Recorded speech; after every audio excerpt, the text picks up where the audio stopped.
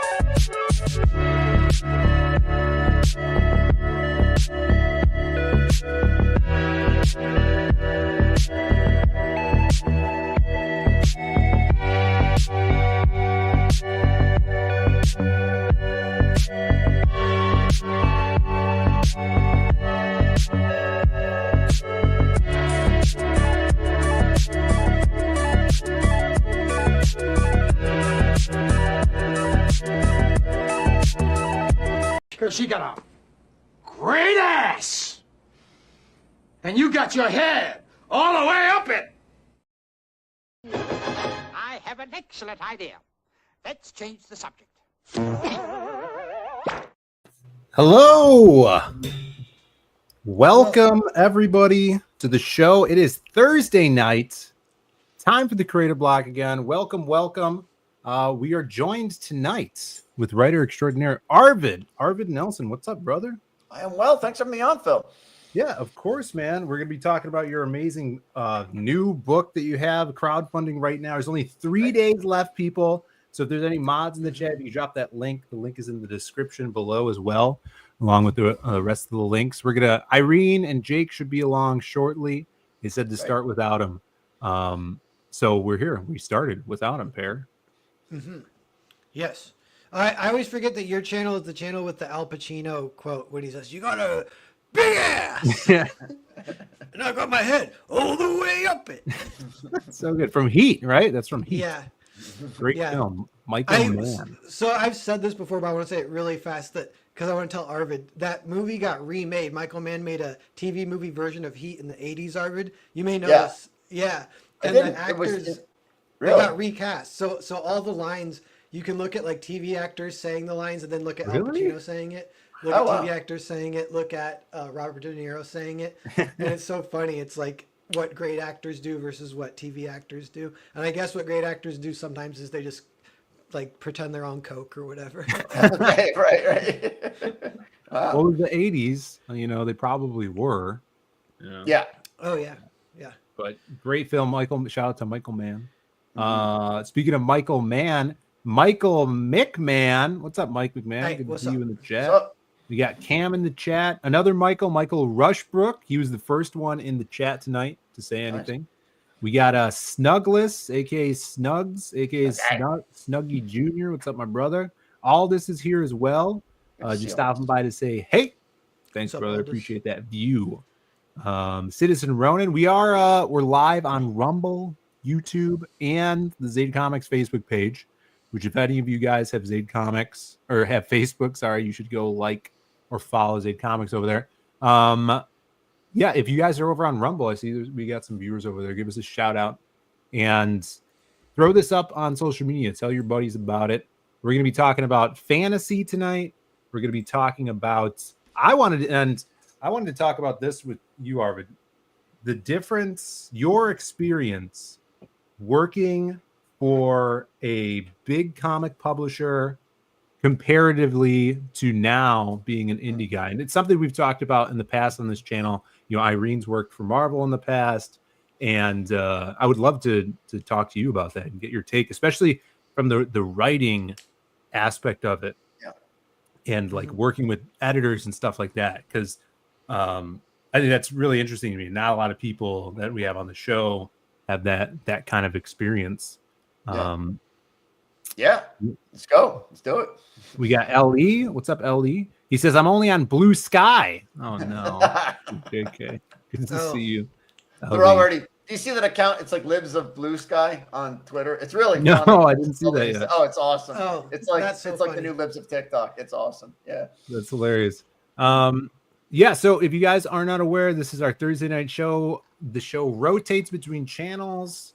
We got Pear, myself, Irene, Hyper Wizard, and it's on. We had to do an emergency switch this week because I think Irene doesn't have access to a laptop or something. I don't know. We'll see when she calls in.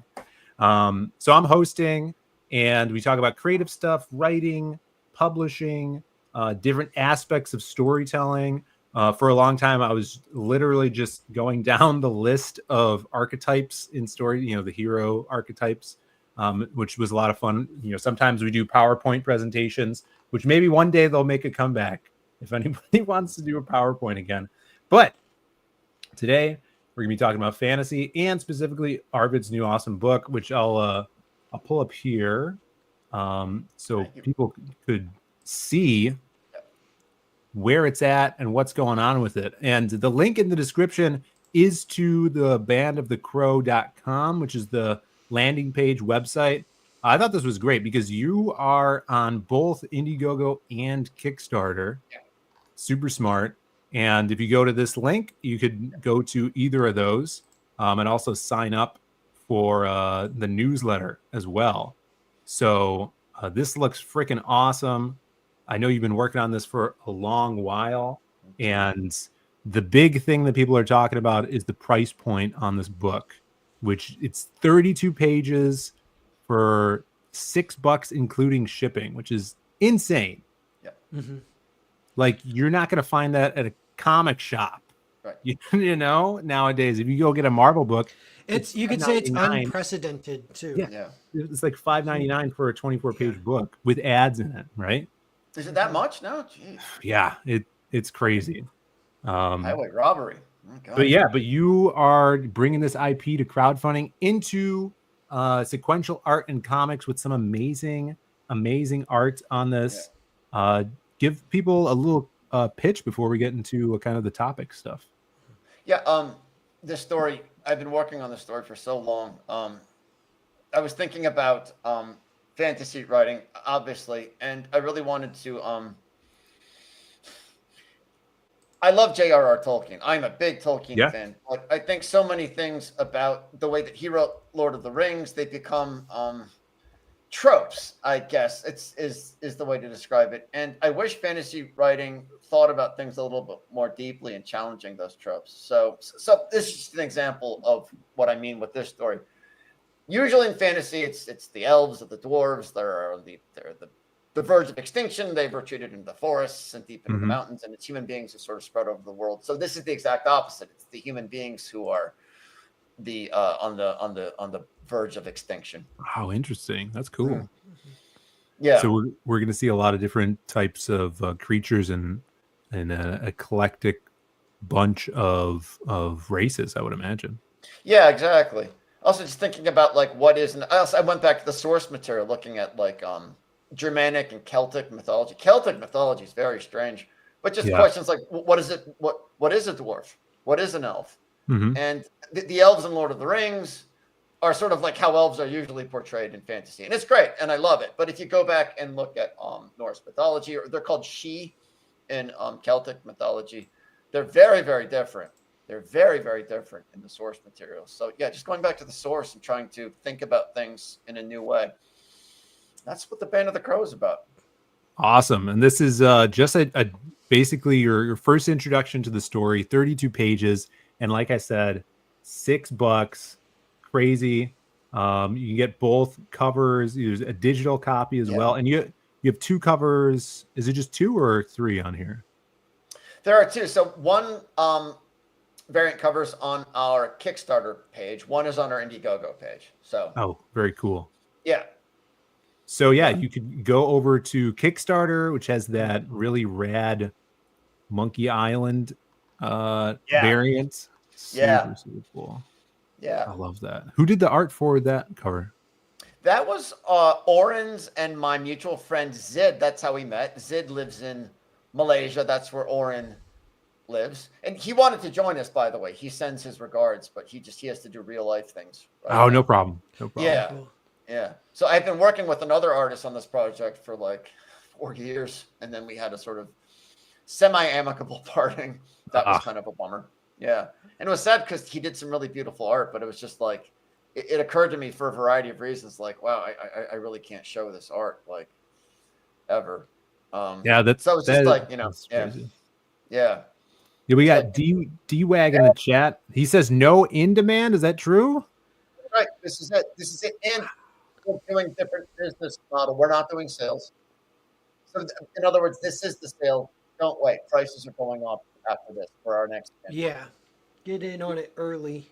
Definitely. Yeah, this is awesome. People are dropping the links in the chat. I appreciate that. Link is in the description. And Cam was saying this looks beautiful. If you guys have not yet, it's a steal. $3 for a book, $3 for shipping, and you're going to get an awesome story. Seems like it's going to be fulfilling very soon as well. You're not going to have to wait for this bad boy. That's right. So grab it. 3 days left. I know they're doing a big closeout over on Darren Wagner's channel as well. I can't wait. Is that Sunday? That's right. Sunday, 7 p.m. E-Wag. I know. Awesome. Yeah. Super cool. Yeah, keep that in mind. That'll be fun because the big closeout, we want to see how many you can get, how many signups and stuff, because it's on Kickstarter and Indiegogo. Yeah, which was super cool because you had that number up. It's like over 300 backers already, right? That's right. Yeah, it's doing great, which it's sincerely appreciated. Thank you. The reception's been so great. Phil. Yeah. Narwhal, I appreciate you guys so much. I hope I can pay this back someday. Of course, man. No, we all met and hung out in Tampa. Yeah. Was that last year? It feels like 15 years ago that I know. Yeah. I know. Yeah. But it's been so quiet since then that Yeah, no one's really talked about Tampa since then, and it was super cool. Nice. I remember being in the lobby of the hotel. Yeah. I was up all night in the lobby with Kelsey and Biggins just talking comics. It was awesome. Yeah. And then you and Sonny Crockett come down like at 6 or 7 in the morning, and we're like, "What are you guys doing?" He's like, "Oh, we're going to work out at the YMCA down the block." he's a madman. Sonny is in good shape. Yeah. Be nice to He was cool. He's ripped. Yeah, Sonny's still really around a little bit on Twitter. Yeah. No, he's got a great Miami Vice thing. It was actually in a lot of I had a great fun, but I'm going to the Y in Tampa with Sonny every day. Yeah, that was one of my fondest memories of that whole experience. Yeah, that was freaking awesome. It was like an experience that probably will never happen again. It was a once in a lifetime thing. It was so cool. We got Michael Rushbrook in the chat, says just back, Band of the Crow. Thank you. Looks great. Thank you, Michael. I met Michael at Heroes Con. He's another amazing artist and creator. Super, super awesome artwork. He actually did. Where is it? I have a piece from him, and I had it hanging up, but I just rearranged things. I don't know where it is. It's this amazing Crimstone headshot that he did at Heroes Con. I actually think I took it out front because I need to get it framed. But yeah, shout outs to Michael. And when you do send a super chat, we always have to give you a bonk. So thank you so much.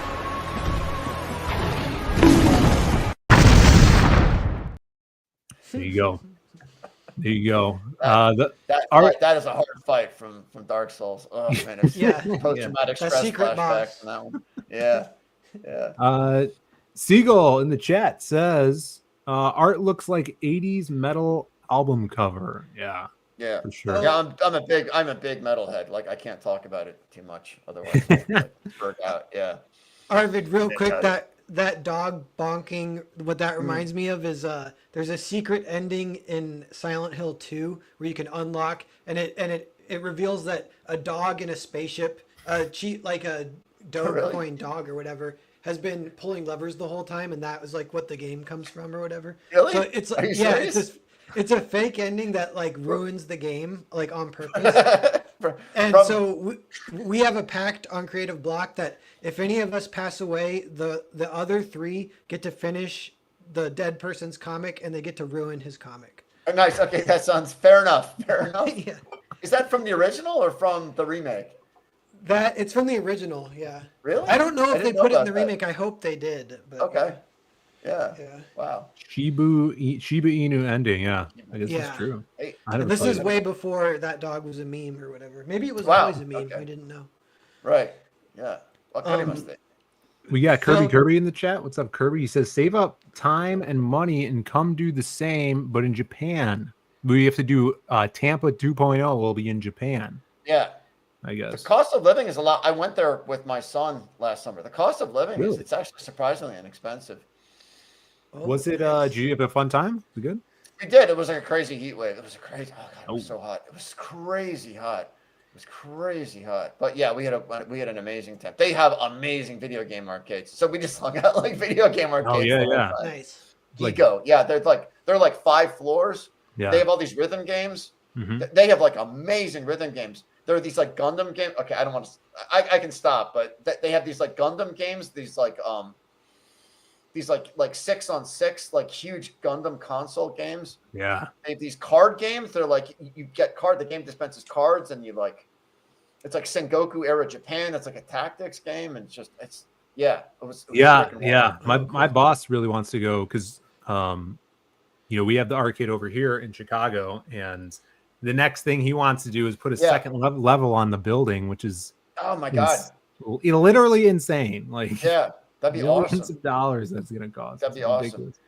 Yeah, we got Baz in the chat. What's up, Baz?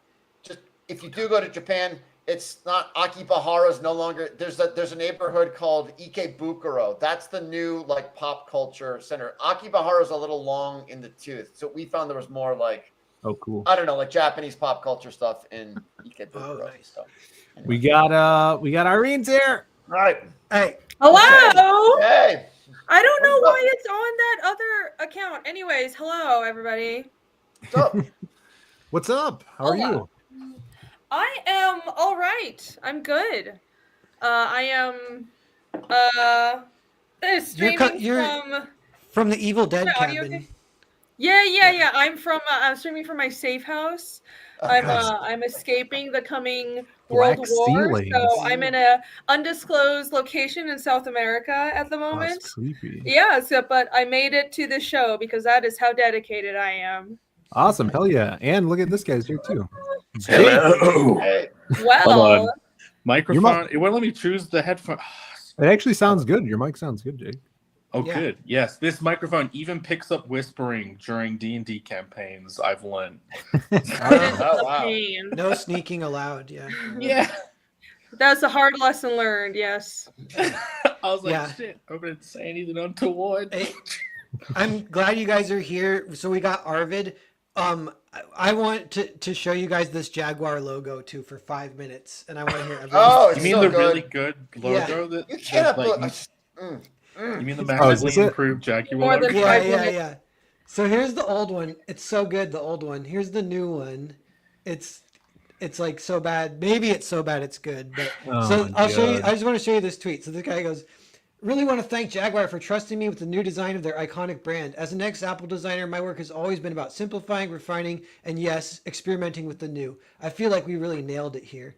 And then Zena was like, it kind of bothers me that you've mixed lowercase and uppercase letters. I also think the aesthetics are a departure from the sophistication and elegance the brand should be leaning into. And he goes, they're all uppercase.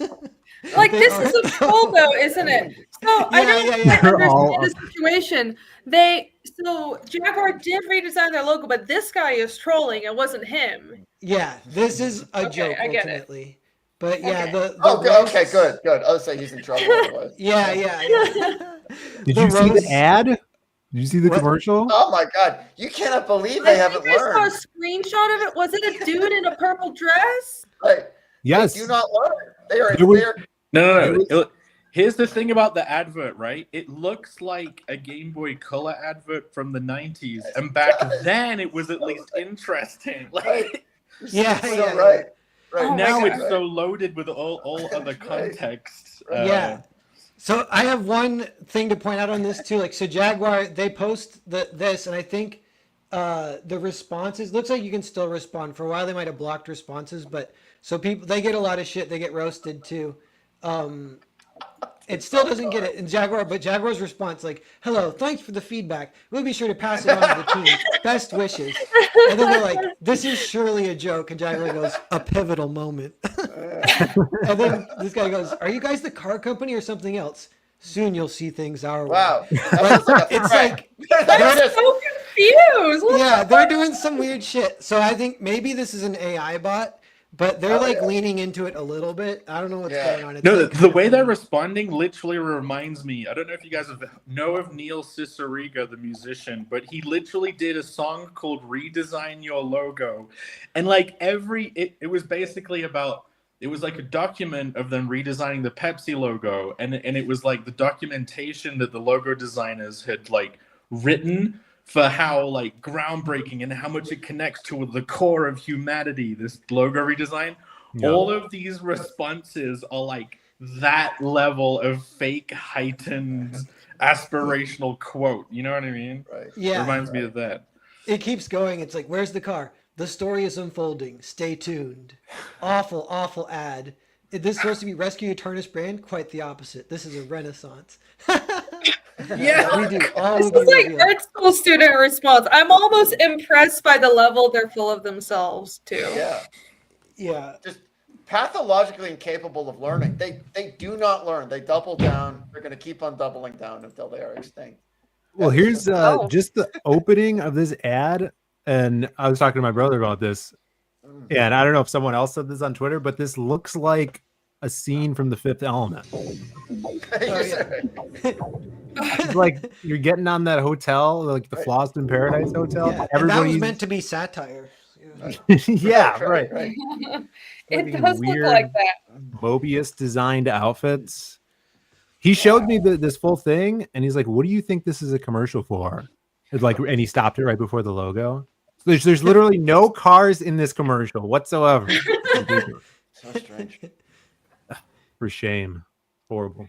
Well, you don't sell. It's like that meme of somebody pitching, the stone toss meme of somebody doing a pitch, and then at the end they're like, "We're supposed to be selling something? What? Right. Well, we were just supposed to be signaling stuff and saying the right word." Yeah. There's a funny, I think it's an SNL skit, and it's that a designer, he's really pissed because the Avatar logo is just papyrus, the font. Right. Iris. Yeah. And so he's like, the guy wins best logo or whatever of the year for Avatar, and he goes up to accept it, and the guy's like, "It's just papyrus." Right. Yeah, we got a Dark Gift in the chat. What's up, DG? Good to see you. Alex is here as well. Hey. What's up, Alex? Thanks for the links. Yeah. Yes. So we talked about Band of the Crow. There's 2 backers left till they get to 200. Is that true? Yeah. How are we doing? That is insane. Nice. Yeah. Let's see. I'll do a little refresh here, and then we'll talk a little shop. Looks like 197. We'll refresh. We're there. Look at that. 200. Wow.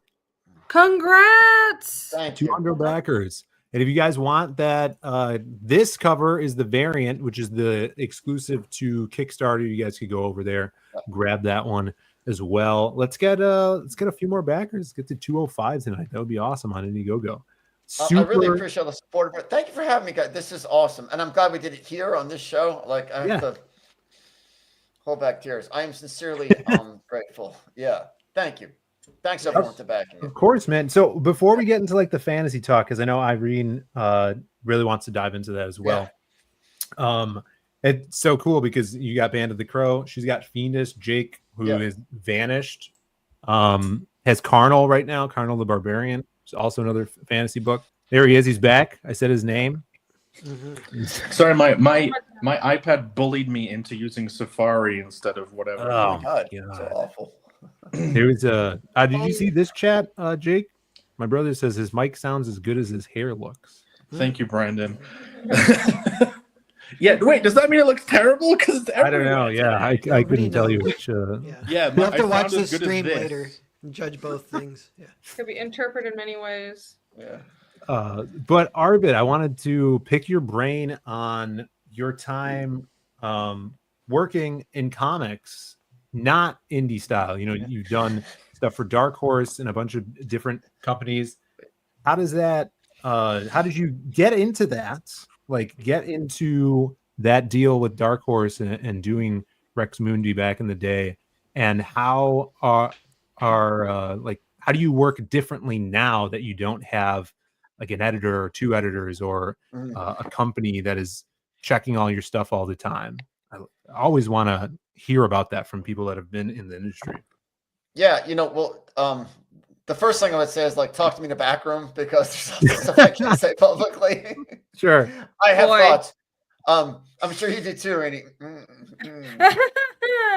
are things, you know, the thing about Dark, I know so many people that I really truly love still work there. So yeah, it's hard. I have mixed feelings about Dark Horse. I'm not sure they'd be the first place I would go if I were publishing something again. So at any rate, man, my gosh, this is so long ago. Rex Mundi, we self-published it for like one issue. We had 3,000 printed, which is like 2,999. Too many. And then we realized that, like, we realized that, like, wow, this is extremely difficult self-publishing. So we approached Image Comics. That is when I lost all my hair. That's just because of that. That was extremely stressful. That was extremely stressful. Like, we were at they kept bouncing us around, and it's okay, but we're very small fish, and they had like better things to do. None of that was intentional, but Jim Valentino, who was the editor-in-chief of Image Central at that time, he came up to us actually it was in Chicago. Yeah, it was in Chicago, and he said, "Congratulations, we're going to publish you." We were like, "Oh my God, really? Oh my God, that's amazing!" And then he came back the next day. He was just like, "Yeah, so I'm sorry things didn't work out." We were like, "Wait, what?"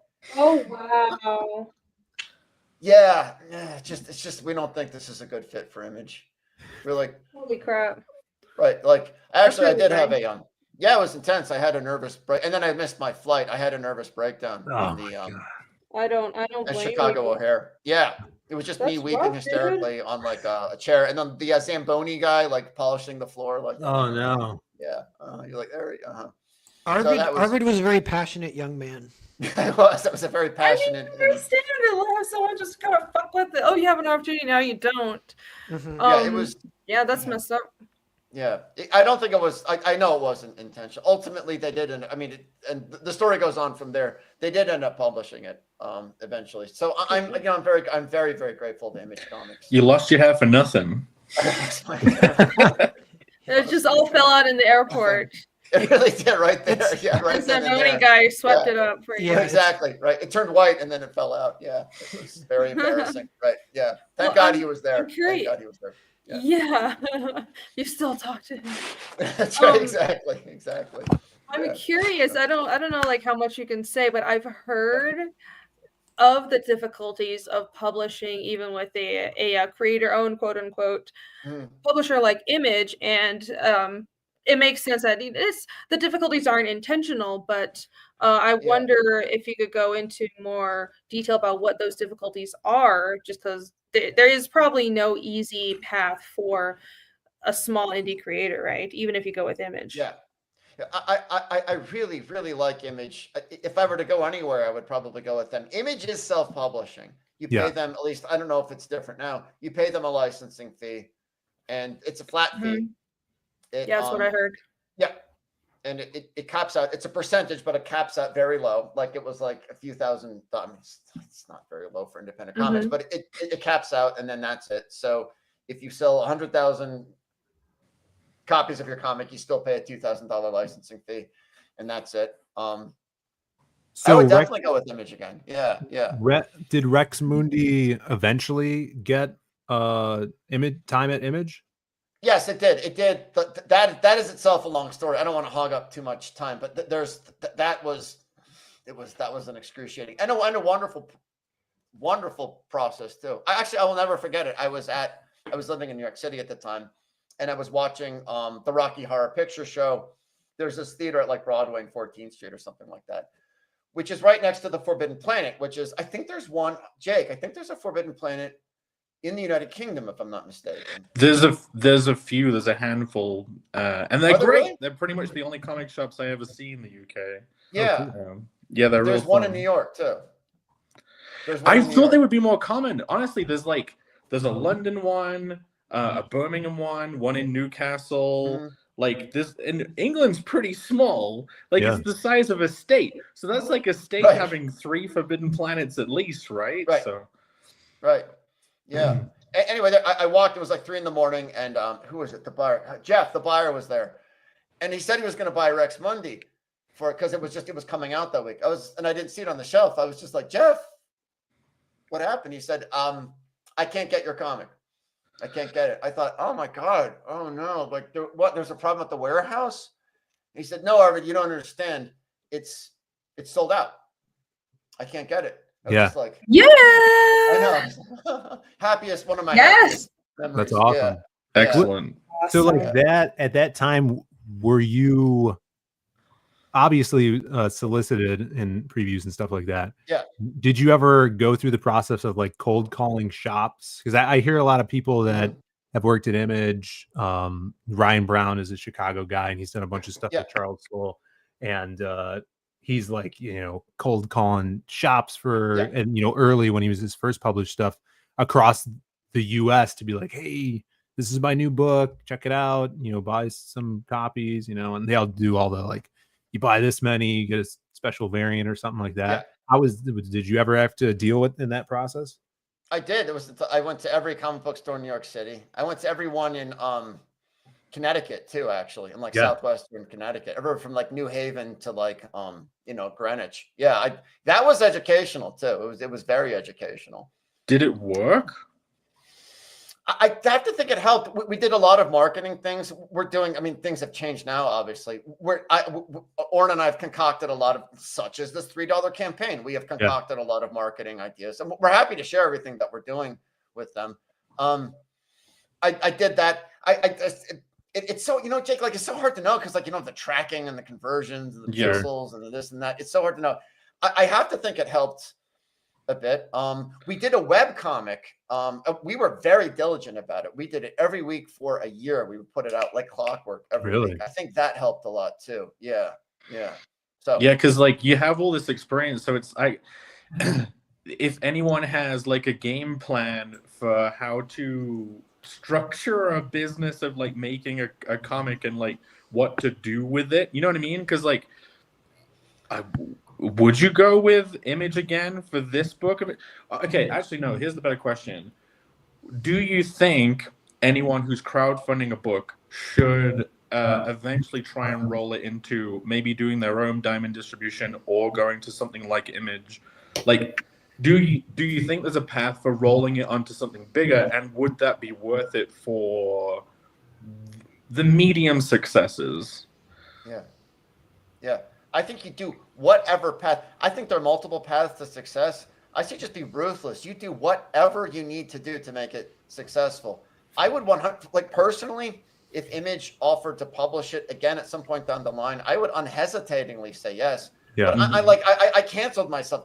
Those guys are all kind of left of center. I don't know if they think I'm a neo-Nazi, then I wouldn't want to publish someone I thought was a neo-Nazi. I hope they don't feel that way about me. I'm still very fond of them. So maybe get a wig. Yeah, exactly. You're like, my name is Arvid. Totally. Don't grow a toothbrush. Don't do that. Don't do it. No, but Arvid. Exactly. It's like what? That's why I was so excited to have you on the show, because there's not a lot of people in our circle that have gone the route that you have, even like having that creator-owned title and doing that, cold calling shops and then seeing the success of that. and then going on to work in other companies, and then coming back for full circle to doing your indie thing again in crowdfunding. It's so unique to you. So I appreciate you're here, that and you're able to drop that knowledge there, because that's something that a lot of us might not even ever deal with, but I think definitely that is one path that people could branch out from getting your books done through crowdfunding.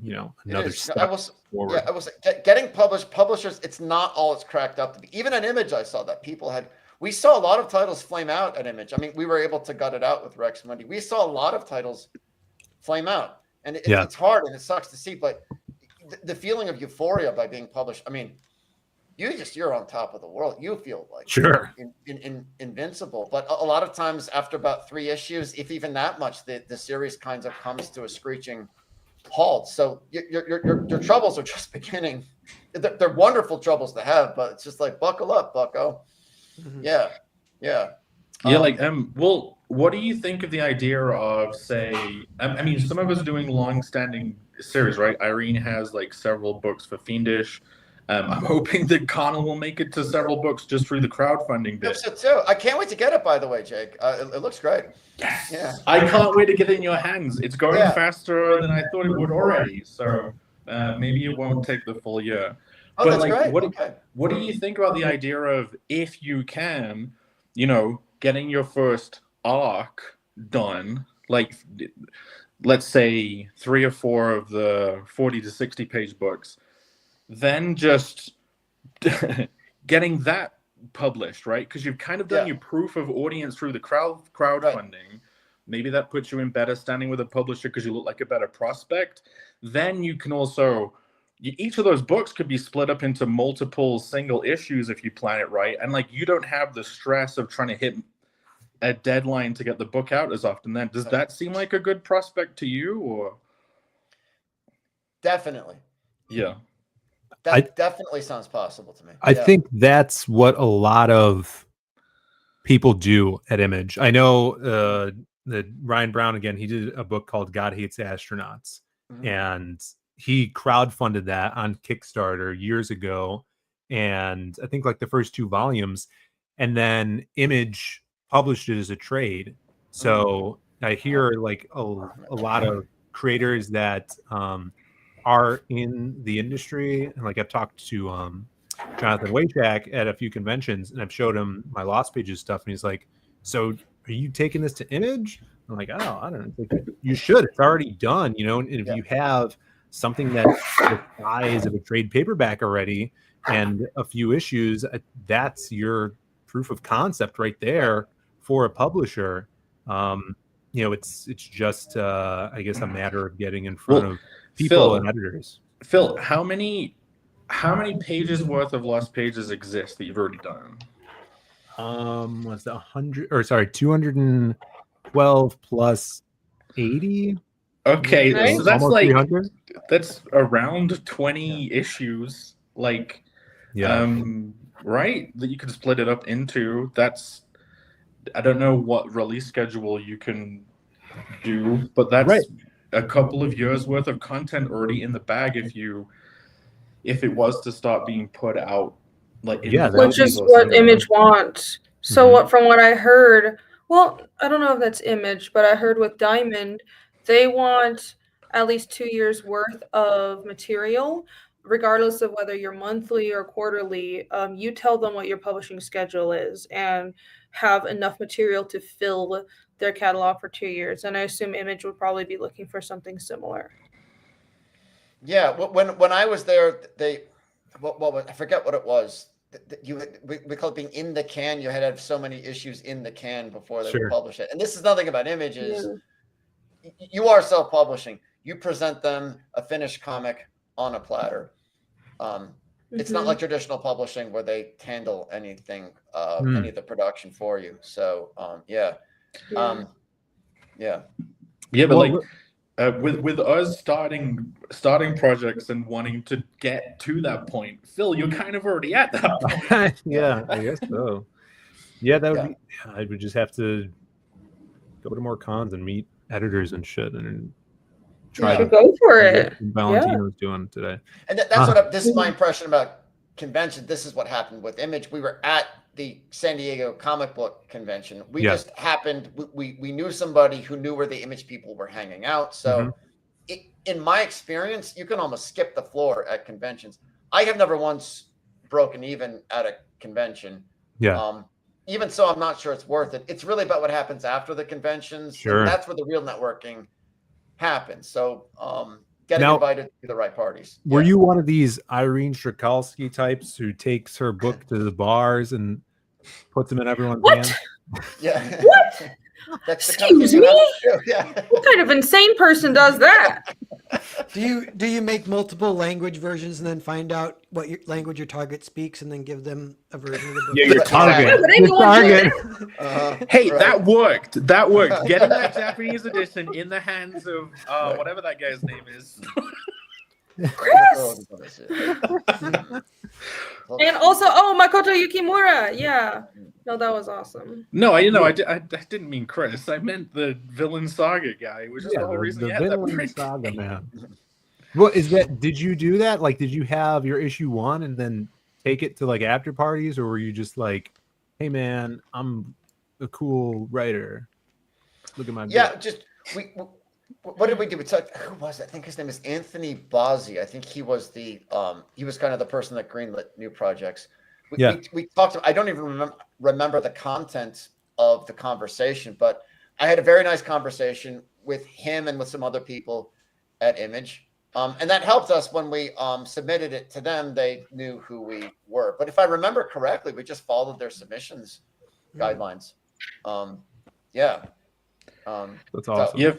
Phil, I think with like Image or maybe going for Diamond, do you think, Arvid, do you think Image nowadays they're probably more accepting of a wider range of stuff and you do just pay the fee to get in, or do you think there is that risk of just not being picked up? I don't know. My relationship with Image is so complicated. First of all, those guys are all kind of left of. Again, that would concern me.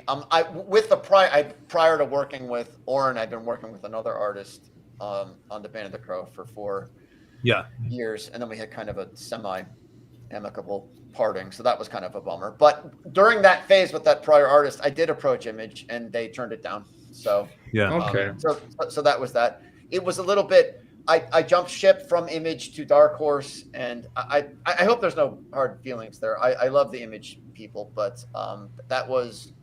There's actually a question from LE, the Final Metamorphosis. I did speak to Robert Kirkman once. Yes. Just briefly on the phone. Yeah.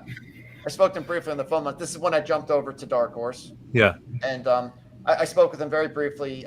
He tried to convince me to. He asked me to stay at Image, and I ended up not doing that. My impression of he made a very good impression on me. He probably doesn't remember, but he seemed like a really genuine person. So yeah, that is mine. Awesome. One and only time I talked to Robert Kirkman. I think I know Oliver from 656 was in the chat earlier. He might still be here, but look at them. I mean, they did what we're talking about with the Cryptidnals. They crowdfunded this. I mean, that book must have been over 200 pages. Crazy thick book, and they had a buddy who just started publishing, got their stuff published, and I think they had to add a little bit of new content to every issue, but they split it up into issues, and it was a hit in shops. That was really cool. Yeah, very cool. Mm-hmm. Yeah, very, very cool. So that's awesome. I'm glad we were able to talk a little bit about your time publishing under Image and Dark Horse and stuff. Yeah, it was super cool. I actually just got this book from Kickstarter. It's something that I saw just randomly on Twitter. This character, it's called here, let me pull myself up here. It's called Badoom. Look at this. I don't know if you guys saw that looks cool. That looks cool. I think it was just like a digital comic, and I'm pretty sure they have their stuff up on Global Comics.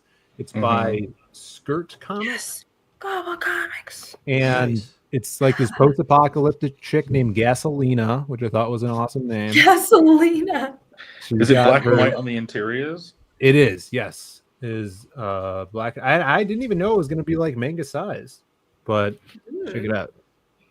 Very cool. I want it now. She has her dog. Yeah, I thought you would dig this, Jake. Her little dog wears a gas mask too. Aww. But I thought it was rad, like a little manga tank girl. That looks great. Yeah, it just came in this week. Excited to read that. So little shout outs to Skirt Comics, and check them out on Global Comics. I'm pretty sure I've seen their stuff up there too.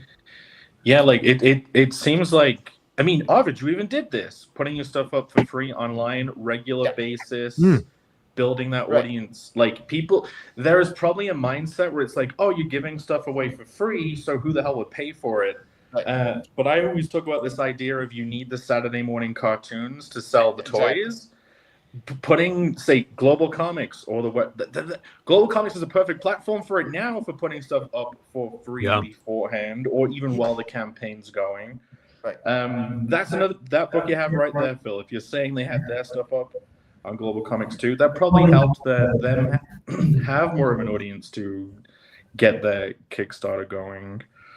Yeah, if I remember correctly, they did pretty well, and I probably backed them back in maybe August or September, so the turnaround time was really good.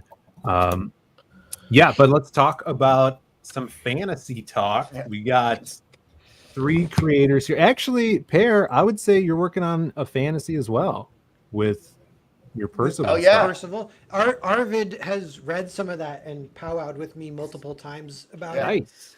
Yeah, so it's that was really fun, and I forget why I approached you, Arvid, but I think it was because I got a general vibe from you that you knew what you were doing.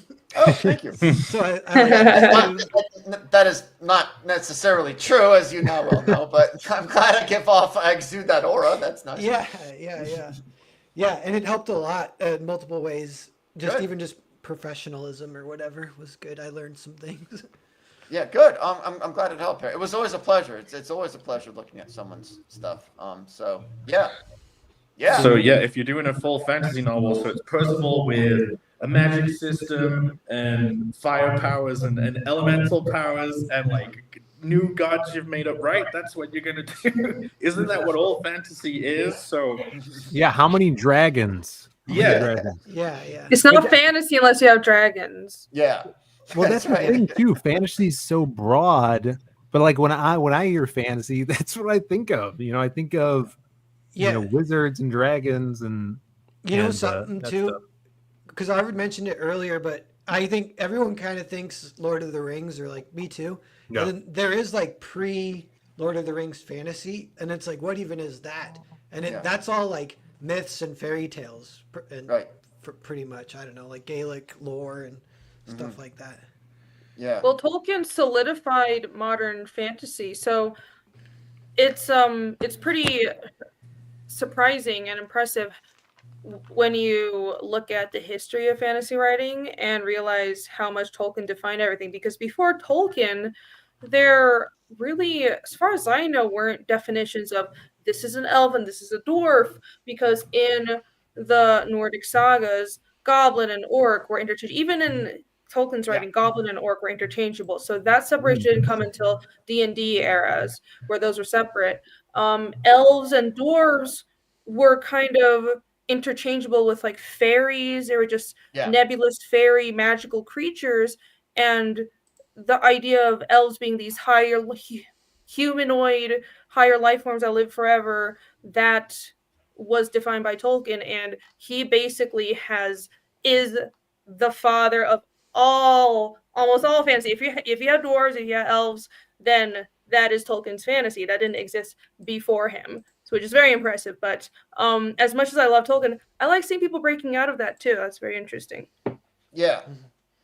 There's a writer I like particular. Actually, one of the best books I read was this. It's I have it in my bookshelf. It's called Meeting the Other Crowd. I haven't heard of that. Really interesting. Yeah, he's cool. This is actually, you want to see the guy that wrote it? That is Classic. a very Irish man right there. That is a very, Wow. very Irish Amazing. man. Yeah. It's called a Shanahy. He's like a traditional storyteller.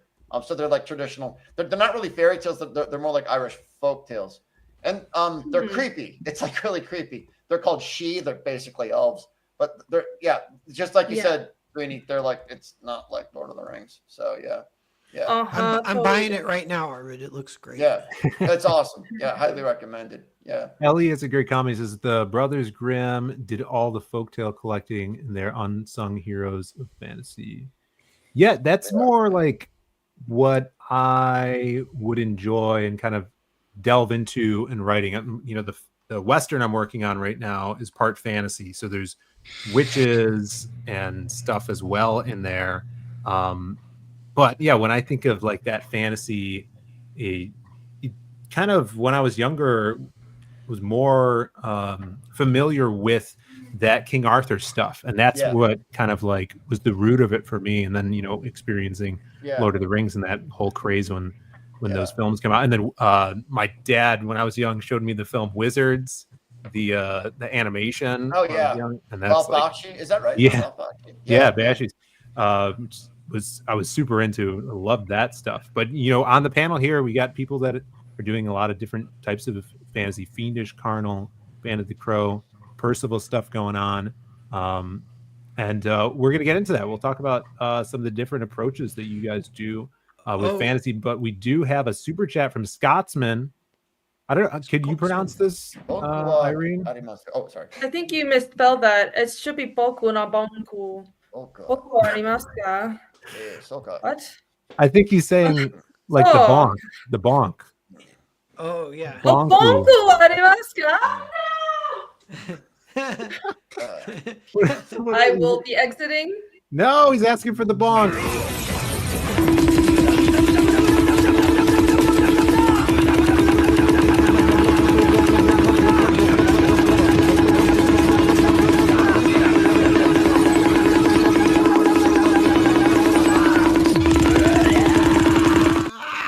Thank you, Scotsman. It's all we can handle. Hey, I have a kind of. I think I can pose it as a question, but I recently watched Kingdom of Heaven. Have you guys seen that movie, Ridley Scott movie? No, it sounds like a cult. Yeah, that's right. Yeah. It does. It's about the Crusades, and and it gets a lot of commentary recently. I've seen pop up because it can kind of get reappraised, sort of in the way that like Watchmen was, where how everyone loves Rorschach. And like Kingdom of Heaven can get reappraised as like they tried to make a liberal movie where the Muslims are good and the Christians are bad, and you can kind of just watch it like, no, the Christians are awesome. And totally. And so it's kind of funny. But there's a guy, his name is like King Baldwin, right? Yeah, Baldwin, yeah. So this is like, it's like historical fantasy. Obviously, is like historical is like sort of like fantasy, but not really, because it's not really fantasy, but it is like castles and knights and armies and stuff. So that's something that Arvid, I don't know if people know, but Arvid's an expert at that too. So it's kind of a double thing that, and I think J.R.R. Tolkien was like that too, obviously. Yeah. Knew a lot of history. Yeah. The guy who did Conan, what's his name? Howard. Yeah, Howard. I heard he was good at it, but he deliberately made fantasy instead of historical because he didn't want to do all that research. He's like, I'll just make it up. But he kind of knew the base stuff to build off. Good reason, honestly. Yeah, for sure. One of my favorite short stories is Shadow of the Vulture. It's actually the Red Sonja.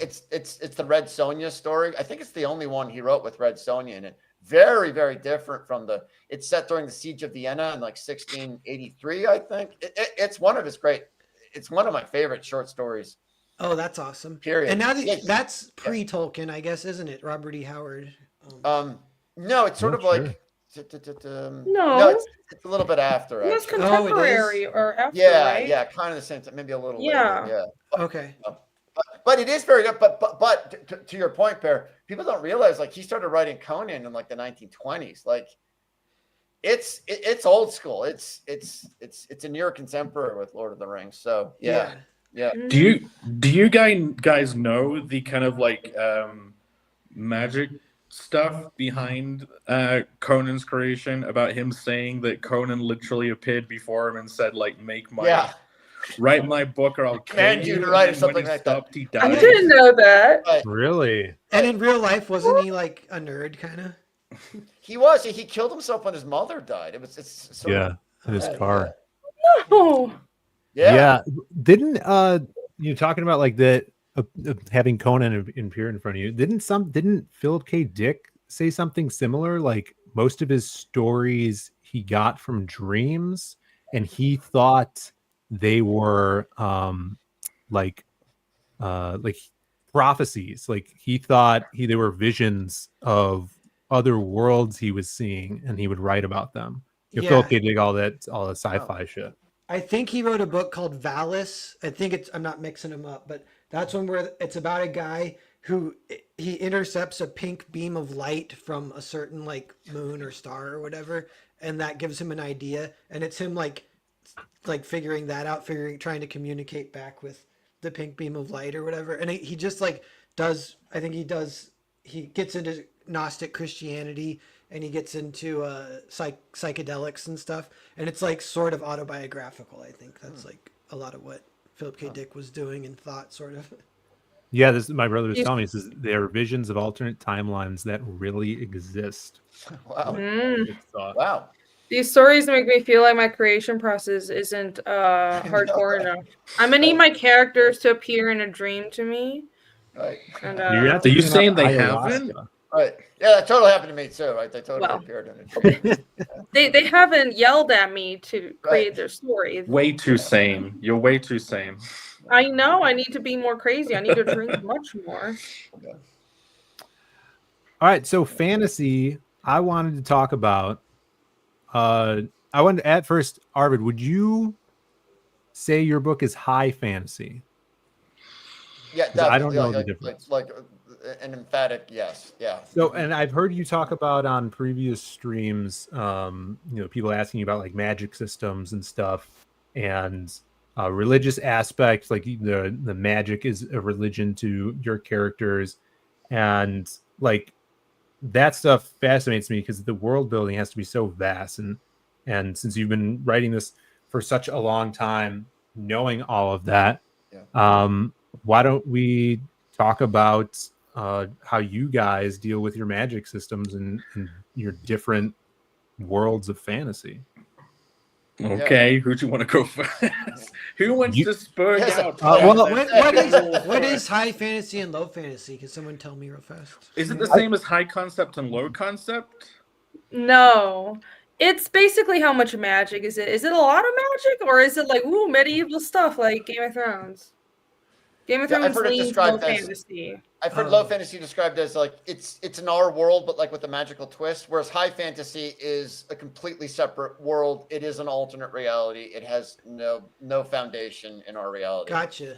Whatsoever. Cool. But really, I always that's the definition I like. I've heard your definition too of low fantasy is just like there's just less magic. That's what I always thought, just less magic. And high fantasy is more magic. So I think those are two perfectly good definitions, I think. Sure. Yeah. Mm-hmm. We got Chad Townsend in the chat. What's up, Chad? He said Robert Howard was 29 when he killed himself. I thought he was 30. Damn, he got a lot Or was done. that Jesus? Yeah. Bit the dust. Urban fantasy could be low fantasy. Yeah. What's urban fantasy? That's right. Yeah, like urban fantasy. Oh yeah, all these like I know. Well, I think like urban like the Lucent is urban fantasy, right? Yeah. Or urban. Yeah, that counts. Okay. Yeah. It gets be like heavy metal. There's just all these genres. You're just like, you know what? Yeah. Oh my god, it's just like, it's typical brutal blackened death, melodic death tech, and it's just like shut up. Yeah. Don't yell at us if we get something wrong, Chad. That's right. Yeah. Yeah. Yeah. So how about we start with Irene, because then Jake's is going to be much different. You'll be in the middle. Jake's is low fantasy because they're just one thing and it's a giant magical ding dong. Then you do not know the world of Deploria very well, my friend. I think there's much more to it than that, but what do I know? Is it called Deploria? Jake? That's the world they live in. It is called Deploria. That's brilliant. Yeah. And the human kingdom's called Humanistan. Perfect. Yeah. Okay, you have to actually talk I'm about your downloading magic something. stuff now. Jake, you should go first. No, Jake, you should go first. All right, Jake. Okay. Well, what's your system of magic? And it sounds so. Whenever I hear someone say magic system, it just sounds like the nerdiest thing. I don't know why. Yeah. Okay, so there obviously is magic in Connell's world, and so I know Irene has gone for a super structured, sciencey magic system where she wants to bog herself down with a bunch of rules, and then whenever she wants to do something fun, she just has a headache. But like Connell's it's so painful, yeah. Connell's the opposite because it was basically, if you want to do anything you want for a cartoony comedic thing, but you still want to have limitations on it so that there are stakes and energy transfers, because you can't, if you just do whatever you want, it's not engaging. So I was like, basically trying to just make something up that fit that. And in a way, the way chaos magic works in our world, in our world is already kind of that, because like it's not the Wish where you sell the idea that like, oh, read this book and then just think whatever you want and visualize it and it'll become true. But yeah, so it's kind of like how you imagine chaos magic and like sigil creation. Okay. Wait, so you're talking about like this Grant Morrison sigil masturbation on a piece of paper magic? Okay, well, here's a little bit more advanced view of what chaos magic is. Imagine the comics you're making are super sigils. Like, yeah, Grant Morrison chaos magic, like, oh, you think of a future statement you want to be true. You knock out all the vowels, all the repeat consonants, you arrange it into a visual form. That's a sigil. Like, essentially, a logo design, it's the same thing. You get a brain farm of wizards, aka the artists, to think about statements about the company and then how to compact that into a visual motif, which is their logo, and then that gets plastered everywhere. Like a logo is a sigil. The same thing can be true for your comics. You're trying to compact, if you think about it enough while making it, you're trying to compact a bunch of ideas into it. That story itself can become a super sigil. And like even Grant Morrison says that he would just start meeting the characters he's made up in real life over and over again. And like that's happened to me. I've met characters from my own stories and stuff. But yeah, so because that's a real life thing that's already kind of fun, I wanted to just make a supercharged version of it for Connell. Yeah. So there is magic in that world, and basically it's like, it's, I would say lust, but it's not lust, it's determination. It's how much you want something. It's the kind of multiplied by like the process someone goes through to make it happen. And then it's supercharged by a sacrifice of some kind. So in real life, that the sacrifice is the time you put into making something. The desire is like how much you want it to be a success. And the process you go through is like drawing the book. So like that's a real life process you go through to make something exist.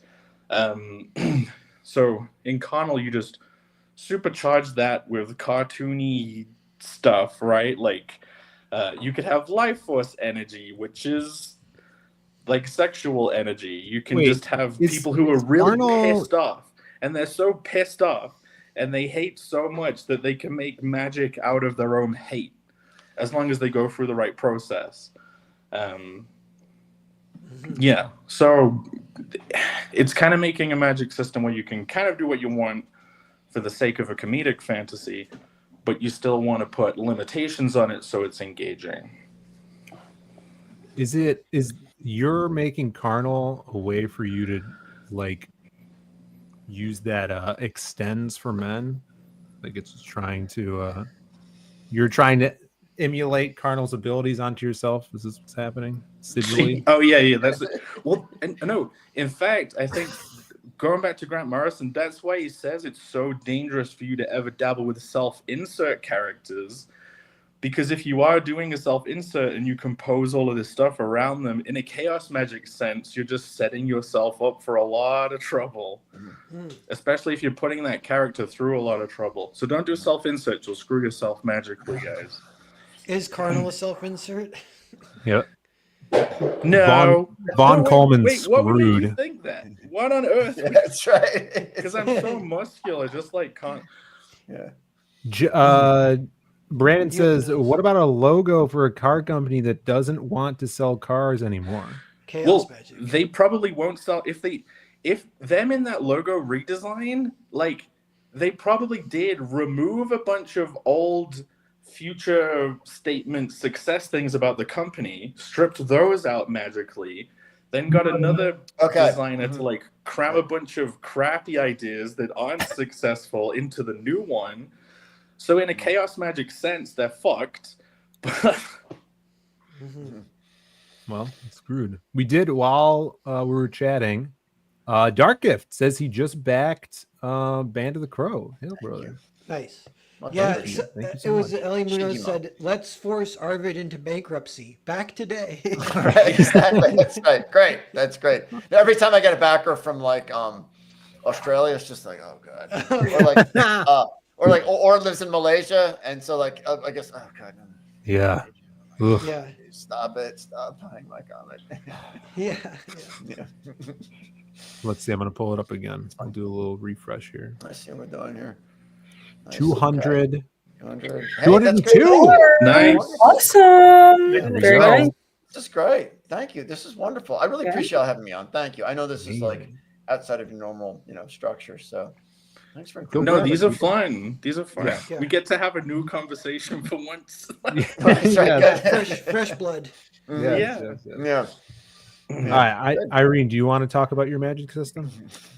Oh, right. I was supposed to talk. Sure. Yeah. So, as Jake has already explained and spoiled my entire magic system, just kidding. It is a very scientifically based system, but that mainly applies to humans, which is what's been revealed so far in Fiendish. And I'm actually sharing something. I had a graphic in the back of chapter 2 of Fiendish that explained the human magic system. So the first thing about Fiendish is the magic systems are divided by species. I have my own fantasy species in my book series.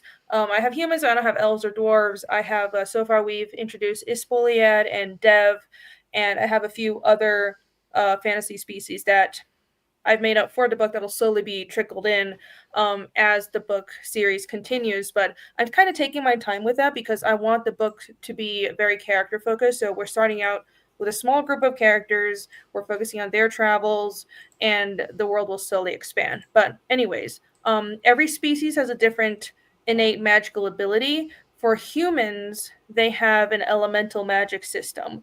And what that means is every person's aura is attuned to one of the 8 elemental planes. And the way I structured the planes are the 4 states of matter, so solid, liquid, plasma, and gas. And then there's life and death and heat and cold. So those are the 8 domains, so to say, that a person's aura can be attained to. And if a human's aura is strong enough, they can be trained to affect that element. But it's a very scientific approach. Every culture has a different way of doing it, so there's a lot of world building behind it. But in the location where the story starts out in is called rune casting, because people will draw a rune and write a mathematical calculation on the rune, and that creates an effect. And every culture has different ways of creating the math. Basically, some cultures use songs, some of them use different types of sigils. So it is very scientific, at least for the humans. We might have more soft magic systems coming in later in the story, so you'll have to wait and see. So you would call this a hard magic system? It is really, it is. Even I've been actually building one of the softer magic systems for one of the other races. It's still relatively hard defined, I guess. I don't know the word for that. It is still, I like having very clear power scaling. So when I'm designing a fight, I know exactly what the characters are capable of, and the readers will also know if a character is doing something, they solve this puzzle, or they use the skills they have, they put it together in a unique way. It all makes sense in the reader's head. I enjoy reading stories like that, so that's the way that I wrote my magic system. Yeah, Connell's magic system, it starts off as pretty soft, and then it transitions to a hard magic system. Then sometimes it can go back fantasy, again. Oh my god. Yeah, makes sense. Yeah. All fantasy, it's either high or low, and or soft or hard. So right, yeah. It's like, you can have high, hard, high, soft. Sometimes it put it down, go low and hard, pair. Yeah. Yeah. It's So a you're hard extending your magic magic system when you need it to system. be. How would you equate this to something that's not magic? Like, if you had two characters, one had a hard magic system, the other one was a soft magic system. Like, is there a way to explain that in like weapons terms? Like, is the hard magic system a freaking... Well, in a way, we're using a hard magic system right now to do the show, right? Like, this is lightning in a rock that we're all using. That's right. Yeah. Hard magic means logic. And then I'm like, what even is an example of soft logic or soft magic? Soft magic is more just like, well, actually, Lord of the Rings is soft magic, I think, right? Almost. It's fairly soft, yeah. Lord of the Rings is one of the few soft magic systems that I actually enjoy. I don't dislike it. I just think most people don't do it well. I would say hard magic systems, well, besides from obviously there are clearly defined rules, it's much more structured. It's just, I would summarize it as it's more scientific. It doesn't have to mirror real world science, but it's more scientific. I really like Full Metal Alchemist, and Full Metal Alchemist has a very scientific magic system. In their world, it's called alchemy, but it's a magic system. They don't call it magic. But softer magic systems tend to be more emotionally based. And it's more about willpower and more about, this is their general abilities, but you don't go into the details and explain it, because what matters is how it feels in the story. Yeah. So is like Tinkerbell making the kids fly soft because they just need pixie dust and they need to think a happy thought? That I think because that wasn't explained, it's just, oh, she can do this, which does work in a story. It's not explained, well, exactly she can do these things and she can't do these things. You didn't go into her whole power scaling. Just she has pixie dust and it makes kids fly, and that's all you need to know. But if she called the pixie dust nano machines and she had like a robot eye instead, then it would be a hard magic system. Or she had to mine the dust from the slave mines of Gloria or whatever, Or if it was like a setup for a payoff later where like her pixie dust is used in a clever way to escape. And because it's more like, I think Rini was saying, it's more just emotional. She's like, yeah, she can make. You just made me think of something really stupid, that in Hollow Fist they were supposed to solve a plot thing. They were supposed to summon Beelzebub, which was that universe's Satan, and like Beelzebub. But they would get her boob. They would collect her boob sweat during the fight, and it basically granted wishes, but it was. She was really a Martian, and it was actually nanomachines. Sorry. Oh, nice. So it was both soft and hard at the same time. It's a twist to make it go from soft to hard. Arvid, you were going to say something. Was I? I don't think so. I appreciate it. That's very nice of you. No, thank you. Please. John Snowden says soft magic is Doctor Strange casting a memory spell and opening the planar gates Hello, summon much? No, I don't summon at all. Alex VRB had a good point. As a fellow Pathfinder nerd, hard magic is when you have a ton of spell failure. Yes, Right, totally. it's basically it's basically as if you're playing a role-playing game and there are rules and you can roll for failure or success. All right. Okay. I think I get it more. Arvid, what is yours? Is yours high, hard? Yeah, I never heard of that distinction before, but that is incredibly helpful. That is incredibly helpful. Like, wow, I have some rewriting to do. Oh, I'm glad we need to get Arvid to play Pathfinder. That's right, exactly. Yeah. Yes. Nice. I'd love to. What is Path? Is that like a Is that a? It's like D&D but better. It's D&D for nerds. Not for losers. Okay. It's D&D but more math. It's like D&D if you really love math. It's the hard version of D&D. D&D is pretty soft. Yes. Wow. Yeah, I hear everybody talk about Brandon Sanderson and his magic systems. Okay. Yeah. Brandon Sanderson came up with it. Okay. Okay. Wow. Yeah. Yeah, Brandon Sanderson is great. Yeah. So I know you were talking about like your the religion in your book, Arvid, has a lot to do with magic. Yeah. How does that work throughout your story? Yeah. Well, in my story, one of the things that I like about the Dark Souls games is that people don't have a clear. I mean, you made a point, Per, that like it's very easy to parody Dark Souls, but what I like about that is that people in that world don't have a clear idea about what happened. It's more like our world that they have an incomplete understanding of what happened. That's very much the way that the world is in my world. So like the way that people understand magic, it's not necessarily the only way that it could be. So that's one thing that I would say. It is very interesting, isn't it? In Lord of the Rings, magic isn't really explained very much at all. Ever. Someone else pointed this out to me. It's amazing how little explaino there is about magic. I mean, it's just kind of there. So at any rate, I think the point being, if you want to come up with a very intricate and detailed metaphysical foundation for magic, I think great, go ahead, fine, do it. But like, do you have to? Well, obviously not. I mean, Tolkien didn't do it. Sure. So you obviously don't have to do it if you don't want to. Yeah. I would definitely not explain it. I think. Right. Just because of how I am. I don't know. Yeah, right. It depends on your personality. Like as a writer, there's all kinds of good writers, and different writers have different. But it's like having that harder system is, definitely allows for your audience to get deeper immersed into the world and lore and stuff. Especially if like you're building this world that has its own myths and history in it. And I think, that could allow you as a creator to connect even more to the story and know even more about this world and help it feel lived in. Yeah.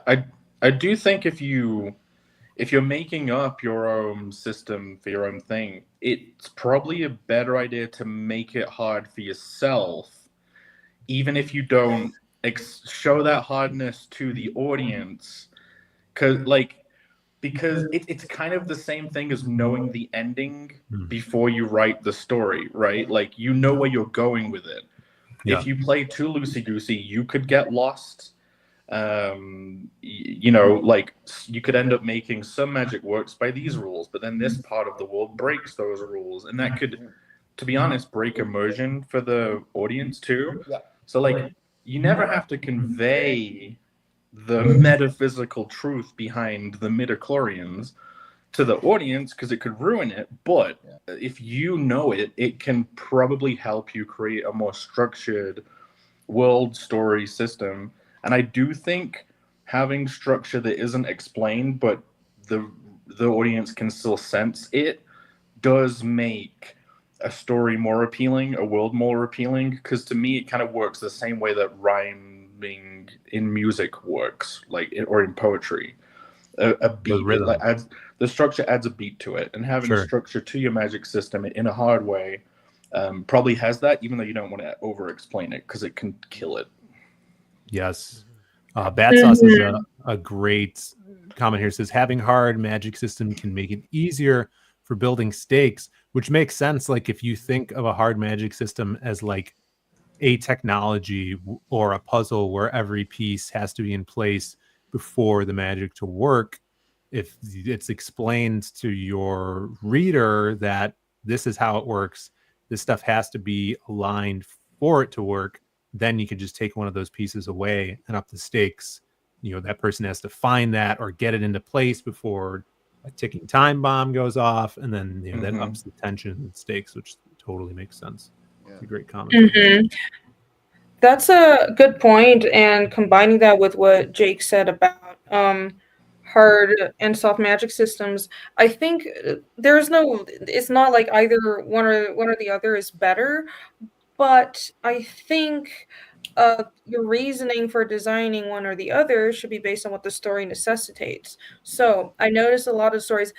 I like hard magic systems because I tend to like stories, with exceptions, of course, because Tolkien, The Lord of the Rings doesn't do this. If part of the plot, it's integral to the plot for a puzzle to be solved with the magic, and for those stakes to be very clearly defined, and the final conflict ties into all the magic leveling up and being put together in a certain way. Fullmetal Alchemist is like that. I've been watching Free Reign. I really love it. Free Reign is just like that. I'm so happy. And but stories that don't. So it's an anime. Is it Free Reign? Is that what it's called? Free Reign. Have you not watched it before or heard of it? No one's heard of Free Reign. Worth a watch? Everyone's heard of Free Reign. Hold on. Okay, I'll check it out. F-R-I-E. Yeah, F-R-I-E-R-E-N. It's very good. Okay. But yeah, if your story doesn't necessitate that, if there's no magical showdown kind of thing, I don't think it's necessary to have a hard magic system. Oh yeah, that's Free Reign. Free Reign. Okay. It's like a D&D campaign. Yeah. I love her because she's I relate to her What's very much. in the briefcase? She can't understand people, and I have the same problem. So it's basically, to quickly summarize it, it's like a D&D campaign, but after it's over, and then the long-lived elf has to go on after her party members dies, but it's actually not as depressing as it sounds. It's kind of cool and very it's like melancholy but sweet, and the action is really fucking good, so you should watch it. Yeah, it's great. No, it actually explores a thing we've talked about on the show before with like elves that live forever. Like, what would the life experience be of a fucking creature that can live for 1,000 years? Wouldn't they get bored? Or would they just develop super slowly emotionally and essentially be a normal life but stretched out? Or is it like loads of lives, and by the time you get to like life Groundhog Day 5000, you're like, fuck everything Or do you transcend and become like, I am at one with all things? Right. Yeah, it's basically a main character that has that issue, but because she's emotionally detached, she misses out on these experiences with her party members. So it's like, rediscovering human connection kind of thing, on top of like a magical scaling, because of course you have demons and shit. It's a heavily artisanal show. Every character is a robot that has one social awkward streak, and they all conflict. Love it. It's robots learning how to be human, the anime. Okay. That's cool. But they're elves? Yeah. This is a great question from FKA with the super chat, $5. Thank you so much. Says, what is everyone's favorite magic using character in media? Favorite magic using character in media. Thank you for the super chat. Everybody think.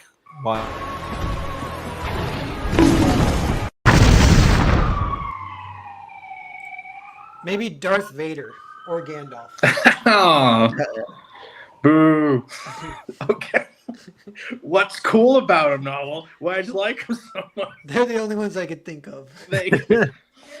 Wait, if seeing as Novel did 2 answers, we can all do 2 answers because I have 2. Yes. Yeah. What's your 2, Jake? Okay.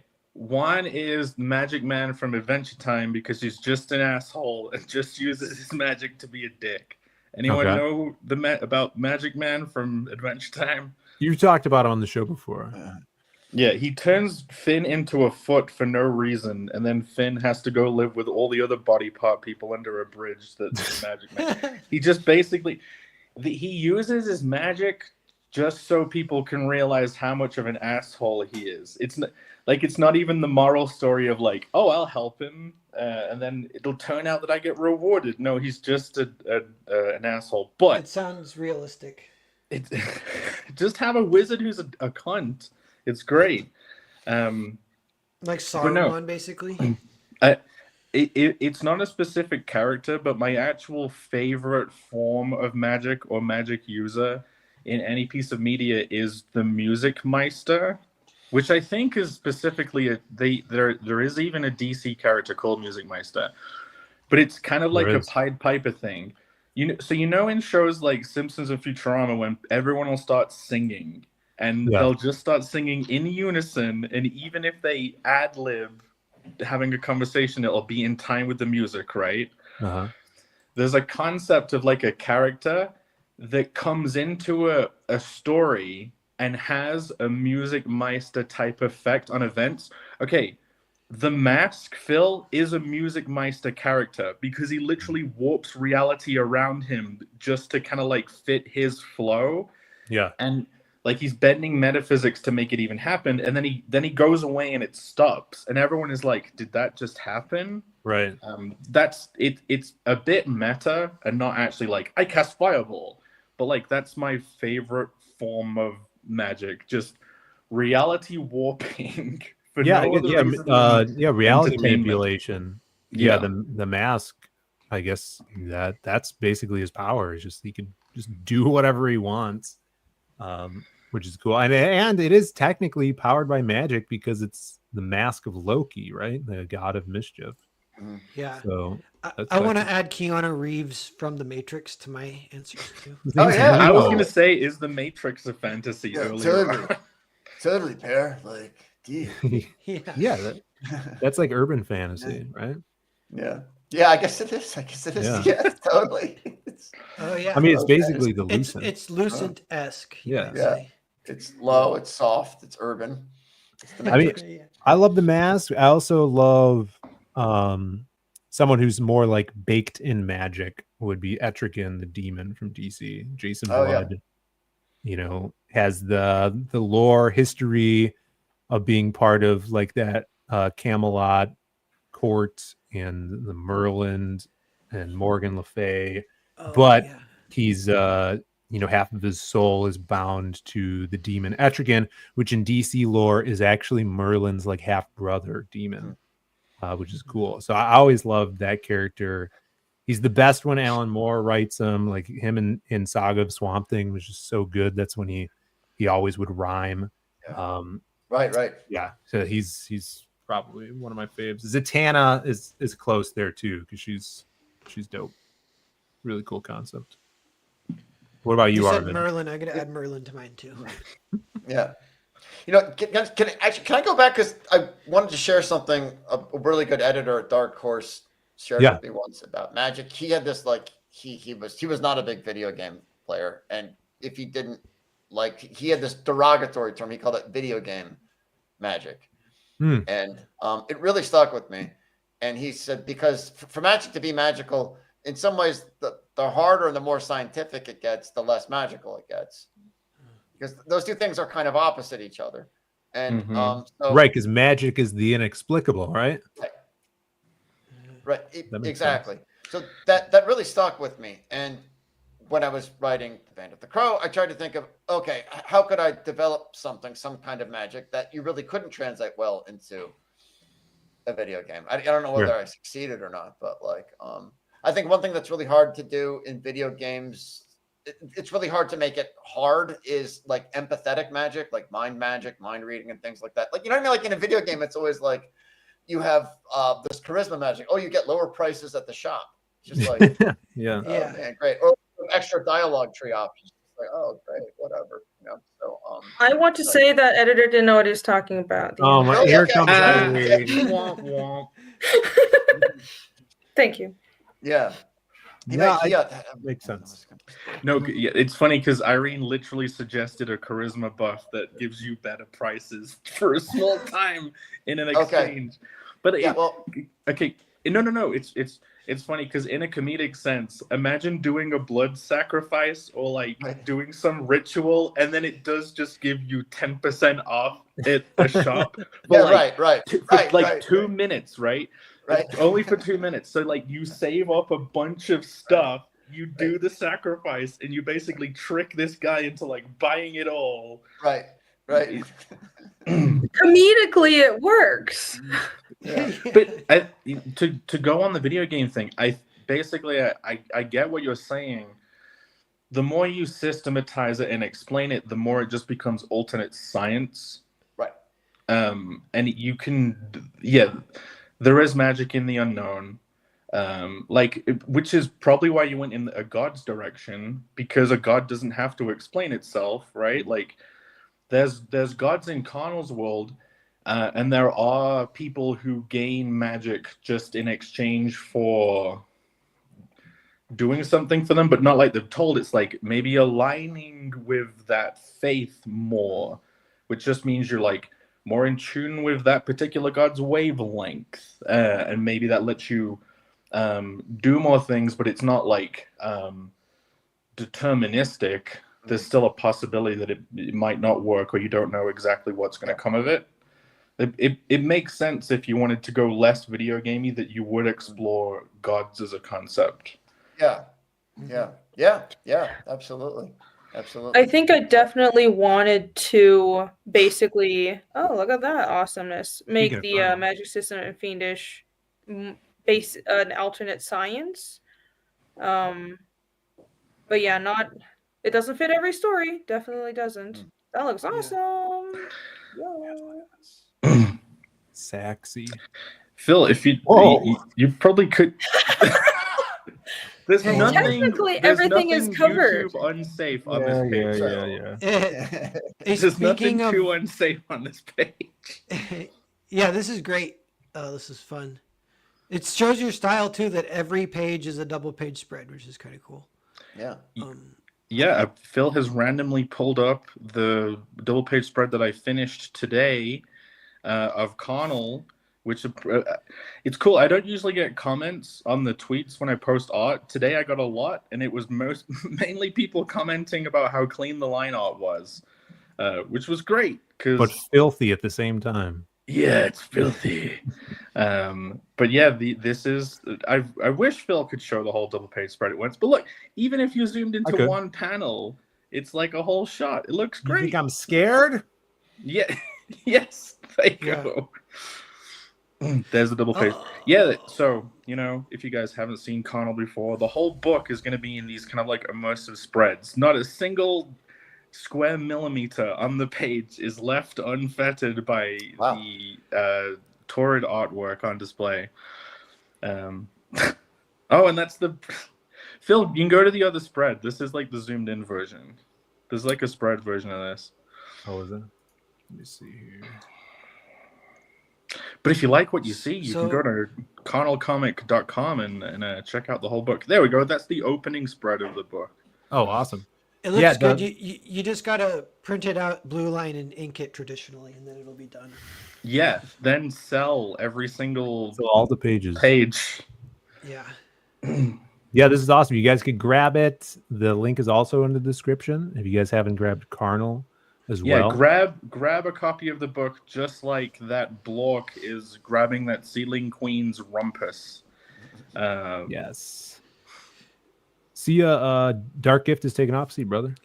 Good to see you. See you, Dark Gift. Oh, and here is Michael. I did find the awesome Crim headshot that he did. Whoa, nice. Hell yeah. Heroes Con. Look at those teeth. Damn. That's very well done. Yeah, shouts to Michael. Sweet. I saw he was at a convention this past weekend, right? He's always going to small cons and stuff. Pretty dope. Yeah. Really nice. Michael's great. Whoa, look at that.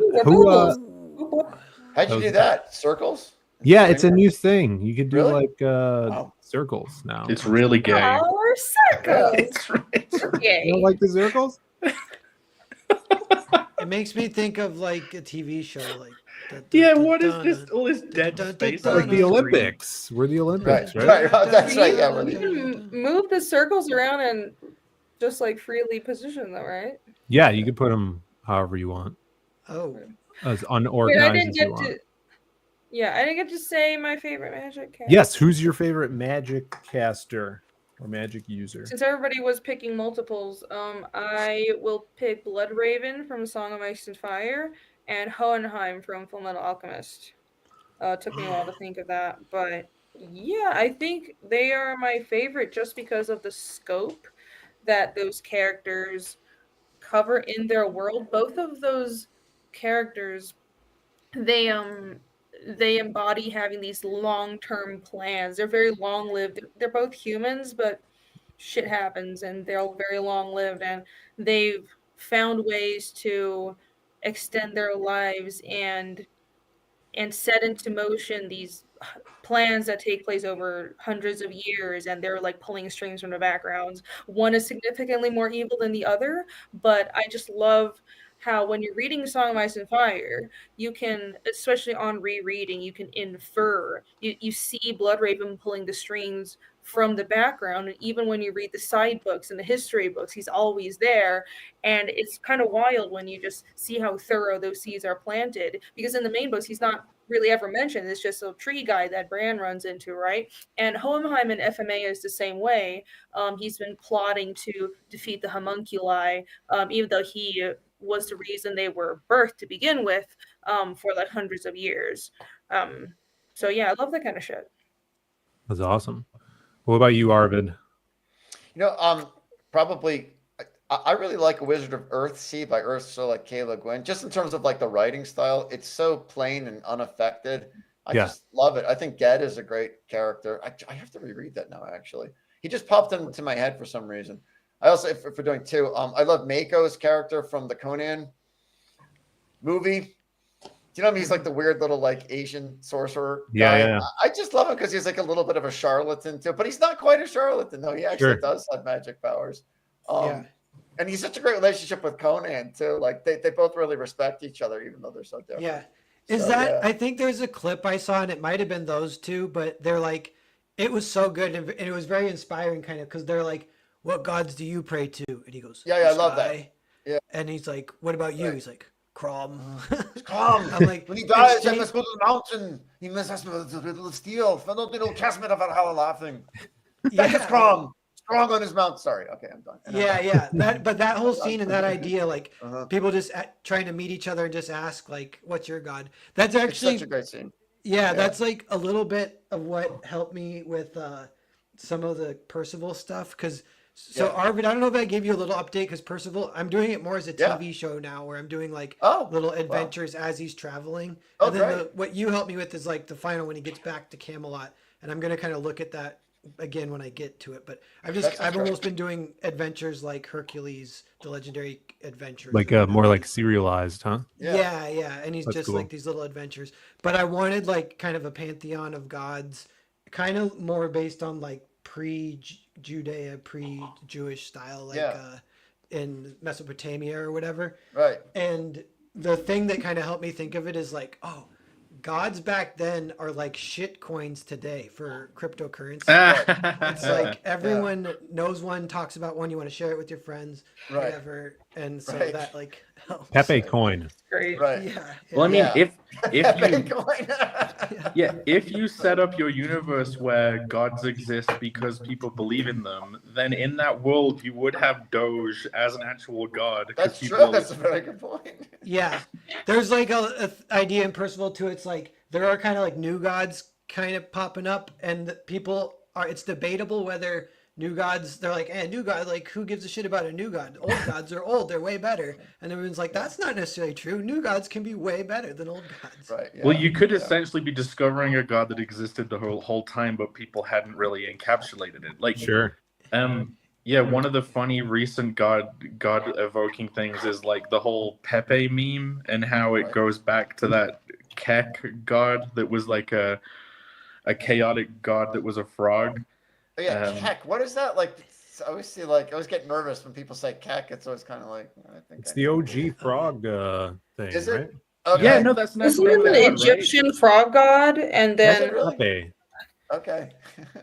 But I think the reason why okay, I didn't know It was a bad laughing word. sound from a game, right? Okay. It was like LOL. The World of Warcraft Yeah. freaking ogre guys. What are they called? Orcs. They just use that word as laughter. That's their laughing sound instead of hair. Okay. Keck has yeah. Holy shit! Look at this. Hold on. Keck is a Egyptian god. Yeah. Oh man, So that's amazing. The Pepe memes during that particular era of our history, they were almost like trying to summon the chaos from this god. Oh it's yeah, like they're they like were worshippers without knowing it. See, that's amazing. He's the concept of primordial darkness, deification of that. That's pretty badass. That's frog. Cool. He's the frog of darkness. Yeah. See, I would want to try and do what's it like a proto of that in the Percival universe or something. Perry, have you ever read like Parzival or Sir Gawain and the Green Knight? Any of those romances? Yeah, but I need the Gawain and the Green Knight, and then a lot of the King Arthur stuff. But then I watched some YouTube on. There's like a Parzival with a Z. It's like a German book. Yeah. I've just watched a few YouTube videos on it, but that's awesome though. That has almost hard-ish magic about the Grail, the way it talks about it. And I was like, dude, they did stuff that I was already doing. It's sort of like intuitive, but like the way that he talks about the Grail and that Parzival thing, just according to the YouTube that I saw, but it keeps whoever's near it young. I was like, oh, dude, I put that in my story too. And it can heal wounds. I'm like, I put that in my story. It's an interesting, Parzival's very, it's interesting. Yeah, maybe you'd find it useful. Yeah. Yeah. Cool. Yeah. I need to keep more in looking into it even. Yeah. We did have one thing. Like it involves Islam a lot. Like he goes and he fights for the Caliph of Baghdad, and his brother is the greatest knight who happens to be a Muslim. It's strange. There's like a lot of. It's weirdly pro-Islam in a strange way. You know what? I read a bunch of fairy tales a few years ago. Went through a big phase, and it was Andrew Lang was like this guy who collected them all in like the early 1900s, and there's like multiple volumes, and they're from all over the world. And the Middle East fairy tales are the best. Like that's kind of after reading a ton of them, I'm like, really? they're the coolest, I think. And they're kind of like what you'd imagine like King Arthur style. They have like knights and castles and stuff, but they're just taking place in the Middle East. They did a comparative study, like stories like Jack and the Beanstalk or Rumpelstiltskin are like 7,000 years old. Like it goes back to like Iran. There's an Iranian Santa Claus. Nice. I kid you not. What? I kid you not. Yeah.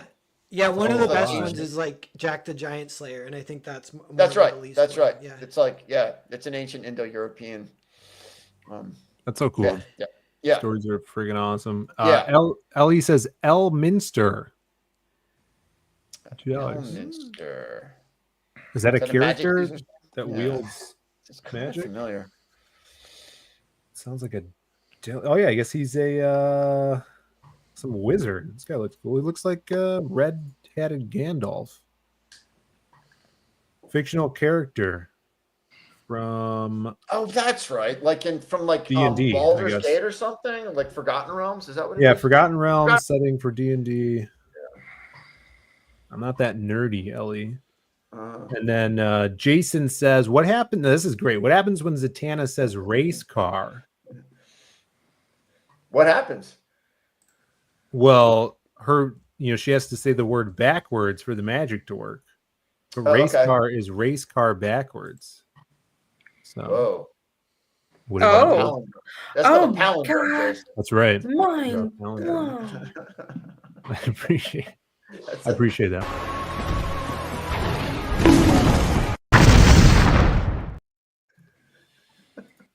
People are mad that I know who Elminster is. Yeah. I don't know Elminster, guys. Yeah. I don't know it. He's a monster. It's kind of like Elminster. What's up? He's a monster. That's another point. Oh, you're blowing my mind. This is food for thought, Jason. He's a monster. Food for thought. Amazing. Yeah. So for we talked about magic systems. Yeah. What else do you guys want to talk about with Western or with fantasy? Wait, I actually wanted to know Westerns. how. Speaking of Westerns. Here's the difficult thing about any of us talking about the magic systems in our books is like, obviously in fantasy, there's usually it goes hand in hand with mystery sometimes. We probably don't even want to reveal how our magic systems work because it's unveiling that is like part of the story. It's like I want to ask Arvid how gods and magic do work in his world and how he's explored that, but at the same time, you might even not want to say it because reading the book is exploring that, right? Yeah. Jake, I love talking about, like, I am not shy about talking about my writing. So, like, you got to be a shock collar, in fact. Okay. To get me not to talk about it. That's interesting That's too. A good point. Yeah. Because, like, Yes. I would imagine having a harder magic system would be more difficult to convey that through just writing, unless you had some sort of like supplemental image that does the explaining. I would think the first thing someone would do is you end up probably by accident just exposition dumping how a magic system works, if that makes sense. So I think having something more complicated, you might fall into the hiccup of just dumping the information on your reader's lap. Like what's the good way of hiding that into a story, Right. Right. I know. And to pick up what you said, Jake, it's more like it's not so much that like they believe that magic is a gift from the goddess. It's more like it's regulated by this religion. There's like a socio-cultural, religious, regulatory aspect that the religion plays. So it kind of limits people's access to magic, basically. And in this world, there are two kinds. So just getting back to the whole like video game thing, there's high magic and there's low magic. High magic is like, I guess you could call it hard magic. I guess that's what it is, actually. I hadn't even realized it. But that's affected by this thing called a fail. And to get your fail, it's a sprig of magical mistletoe. To get it, you have to walk through a labyrinth where this mistletoe grows at the center. Not everyone makes it out. But that's a sign of divine favor. If you are able to find the center of the labyrinth and get your fail, that means you have the favor of the goddess. And if you don't, too bad. That's great. I like how that infers like metaphysics bending. Right.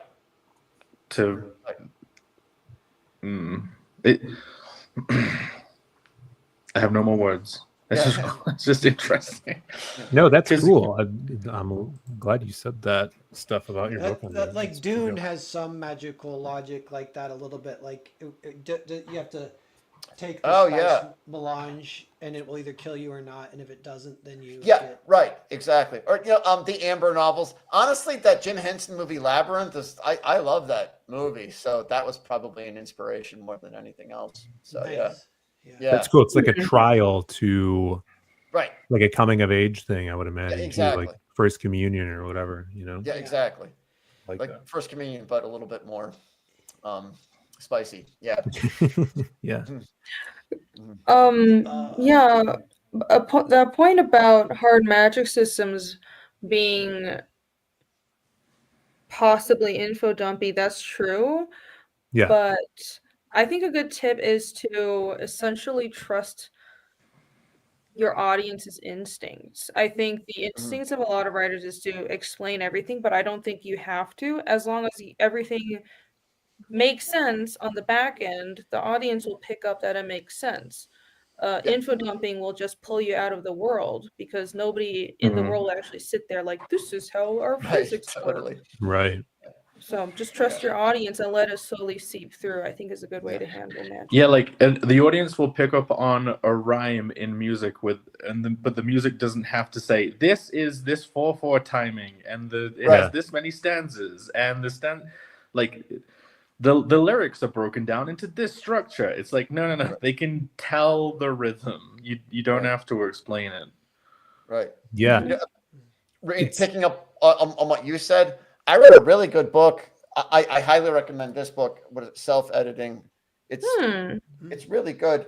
There's actually a section on fantasy and science fiction, which is really nice. Like these people don't turn their noses up at it. But on that section, they said exactly what you just said, Rini. They said like almost verbatim exactly what you said. Don't explain it. Trust your audience to figure it out. So yeah. Nice. Yeah. That's good. Yeah, it seems to, just from hearing how your guys' systems work, it might help to kind of tie that magic to a cultural aspect of the world, so that would be a lot of your characters probably know it and they could talk about it in passing, and then by osmosis get that information to your reader. And I kind of like the idea you have, Arvid, where it's this event that a character is going to go through, and then that outcome of that shows how, if this person uses magic or not. I think that's a really cool. You can go one step further than that and make it a little bit more like real life. So, in some fantasy, it's like they know the names of the gods and they exist and they're exactly quantified. But in real life, yes, if they do exist, it's like interpretation, and people have different interpretations, and people get it wrong, and people can lie and deceive.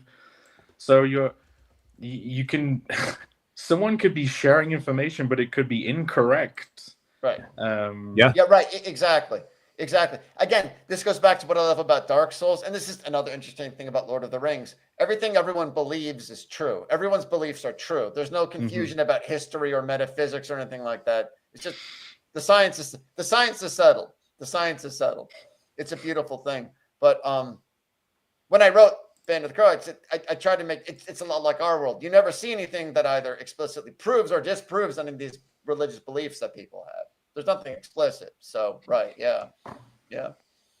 That's awesome. Simply Green says, that's the next step. How do you confer the magic to the reader? The classic Cthulhu cult human sacrifice. You can see how the magic is made. Yeah, I like you just made me think of seeing how the sausage is made, and you have a magic system where it's really fucked up, the stuff they have to do to make like a soul gem. They have to like kill whole tribes or something to make one soul gem that like powers a hand dryer in the capital for a week. Right. Yeah. Oh, speaking of which, are any of you familiar with this game Dominions 5? Have you ever seen it? No. No, I think I've heard of it. You guys, so I was like dunking on video game magic. Okay, now I'm like reversing myself completely. It's this amazing game. It is a video game. It's these like two guys in Sweden. It's called Illwinter Games. It's this bizarre, turn-based multiplayer strategy game. But they have the coolest magic system in that game. It's like what you're saying, Jake. They have like blood magic and death magic, and there we go. Dominions 5. The graphics are like, I know, it's very Scandinavian and very Swedish. We don't care about the graphics. It looks cool. Viking stuff. Exactly. But it is a super cool game. Like you build a god and you build a magic system around the god, and it is. So again, it sort of picks up on what you're saying, Rini. Like it's great. It's very believable, but it is like hyper granular and like scientized, and it's great. Yeah. Cool. I just like reading the lore in this game. Like that's like a source book, and I'll watch like let's plays, like multiplayer let's plays of it. It's an amazing game. It's very, very deep. Stuff like that stuff like that will really get your creative juices flowing. Watching stuff like that and playing games like that. Just talking here. Sorry, it's very quick. Let's talk about Pathfinder. That game is just like Dominions 5. It is just like, wow, there's math in that game. It's just like, oh yeah. Yes, I must play this now. Yeah. So anyway, it's interesting talking about this because I'm someone that has not really dwelled in Pathfinder or intricate magic system stuff before. Like if you asked me 3 years ago, I'd be like, that's just 2 words. I don't even know. I've never heard of magic system together. But hearing like there seems like there are positives and negatives on like hard and more soft magic things. Cause like just thinking about it, if you have a very soft magic system and you're writing a character that putting them in different situations, sometimes, you know, a very novice writer would probably make the mistake of having that system be very overpowered or seem overpowered to a reader. Like always, you know, growing up, I would find magic wielding characters, you know, they could just wave their wand and get out of anything. But having that harder system gives you more restraints as a character, which is a benefit, you know, and like back to what Batsauce said earlier in the stream, where it raises the stakes more. There's more tension to build, and having things that need to rely on other things for something to work is a benefit for sure. Yeah. Even though it might be more work as a creator to put in there. Yeah. But yeah, if a writer's in tune with what your story beats and what a intuitively believable power scaling is in their story, then they can handle a soft magic system. But I find that it's very easy to pull D6 machinas if someone doesn't know how to handle soft magic. Did you say D6 Machina? It's a new rap group. No, but you made me. I thought I heard Instantly invoke the concept in my head that like a GM in a Pathfinder game would give them a D6 Machina, which is like, yeah, okay, you bitched Maybe enough. it Roll was this a D6 slip. to see how it actually turned out. Like, it's never a D6; it's a D100 because they want 100 reasons to kill you. Right. Yeah. John Snowden for $4. He says Arvid was spot on. Iranian Santa. That's crazy. Pull up I'm not Nimrod joking. in Santa. Haji Farouz. It's called Haji Farouz. Yeah, it's Nimrod. Yeah, it's wild. Santa's old. Santa. Santa's What is this Nimrod and Santa? This gets into the woke stuff too. There was this thing in the Netherlands called Zwart Piet, where like they like you put soot on your face, you dress up in red, and it was canceled because it was considered to be like minstrelsy or blackface. Yeah, there we go. Yeah. Oh damn. Yeah. But it's not. This is the tradition in Iran also. The Haji Farouz, you blacken your face and you wear red. Because you get soot going down the chimney. Yeah, that's where it comes. Right, that's where it comes. But it's like it's like death and rebirth. It's about like the turning of the seasons. It's all very like Indo-European and. So the chimney Aryan, is actually like it's kind of Aryan. Actually, the chimney is a vaginal canal. That's why they don't. It's exactly right. It's a vaginal Indo-European canal of rebirth. It's just beautiful. It's not gross at all. It's beautiful. Oh, dude, Nimrod hangs out with reindeer. I didn't know that. Yeah. Yeah. Wow. This whole time he was just Nimrod. It's just Nimrod. Yeah. Amazing. Wow. Who knew? No one told me. Yeah, who knew? Been lied. Jolly old Saint Nimrod. Yeah. Saint Nimrod. Yeah.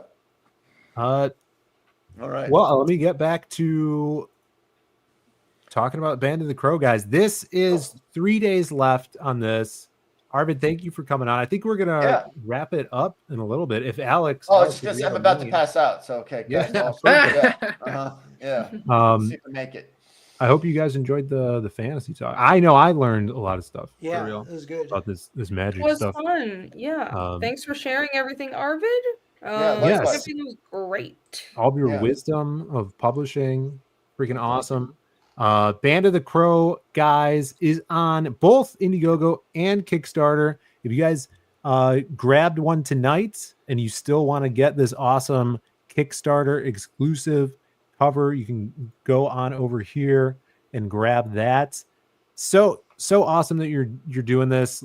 Like Arvid said on this stream, he's doing a lot of different marketing tactics, and this one is insane, bringing you 32 pages of a brand new story with amazing art for $6 on here.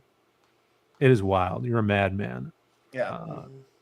People say that this might just be a scam, and I say no, it's not a scam. He just hates himself.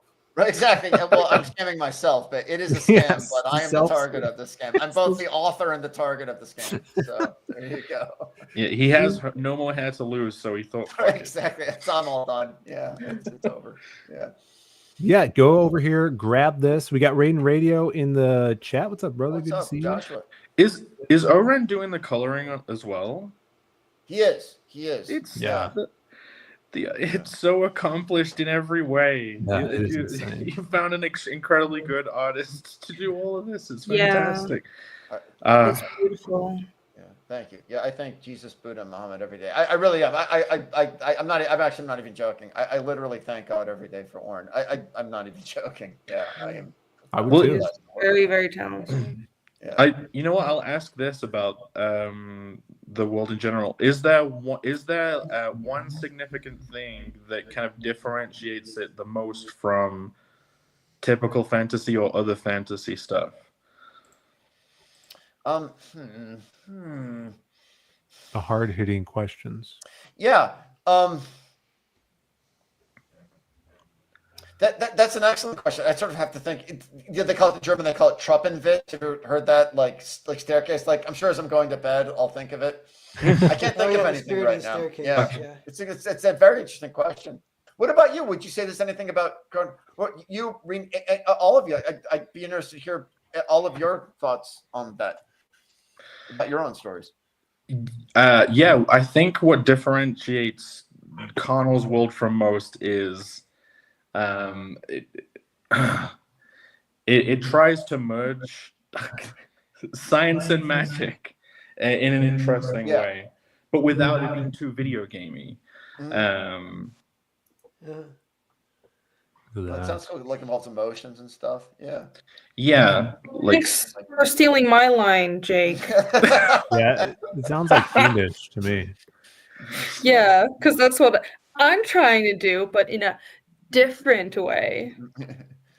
These guys Much look less so crazy. That's so cool. dicks in my story, unfortunately.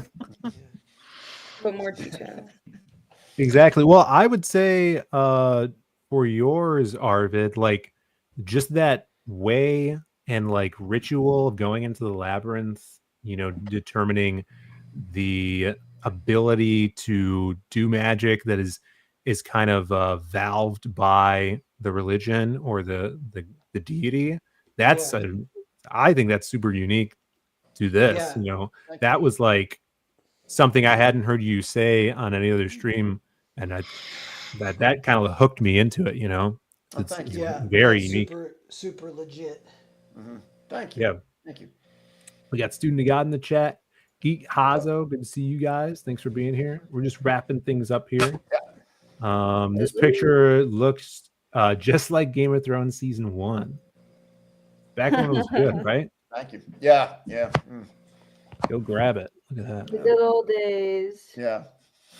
Geek Kazu says Dark Souls asks some of Arvid's talking about his story, and I think that's true. It's awesome. I can think of it in my head, some stuff, but also I think Arvid started writing this before Dark Souls was ever a thing. I think too. Is that true, Arvid?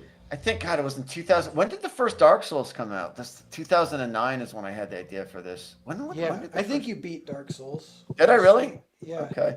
Dark. So that you heard it here first. People. That's right, exactly. Inspired by heard it here. Dark Souls ripped off our. That kind of exactly. Hidetaka Miyazaki. I'm filing a lawsuit right now. Yeah.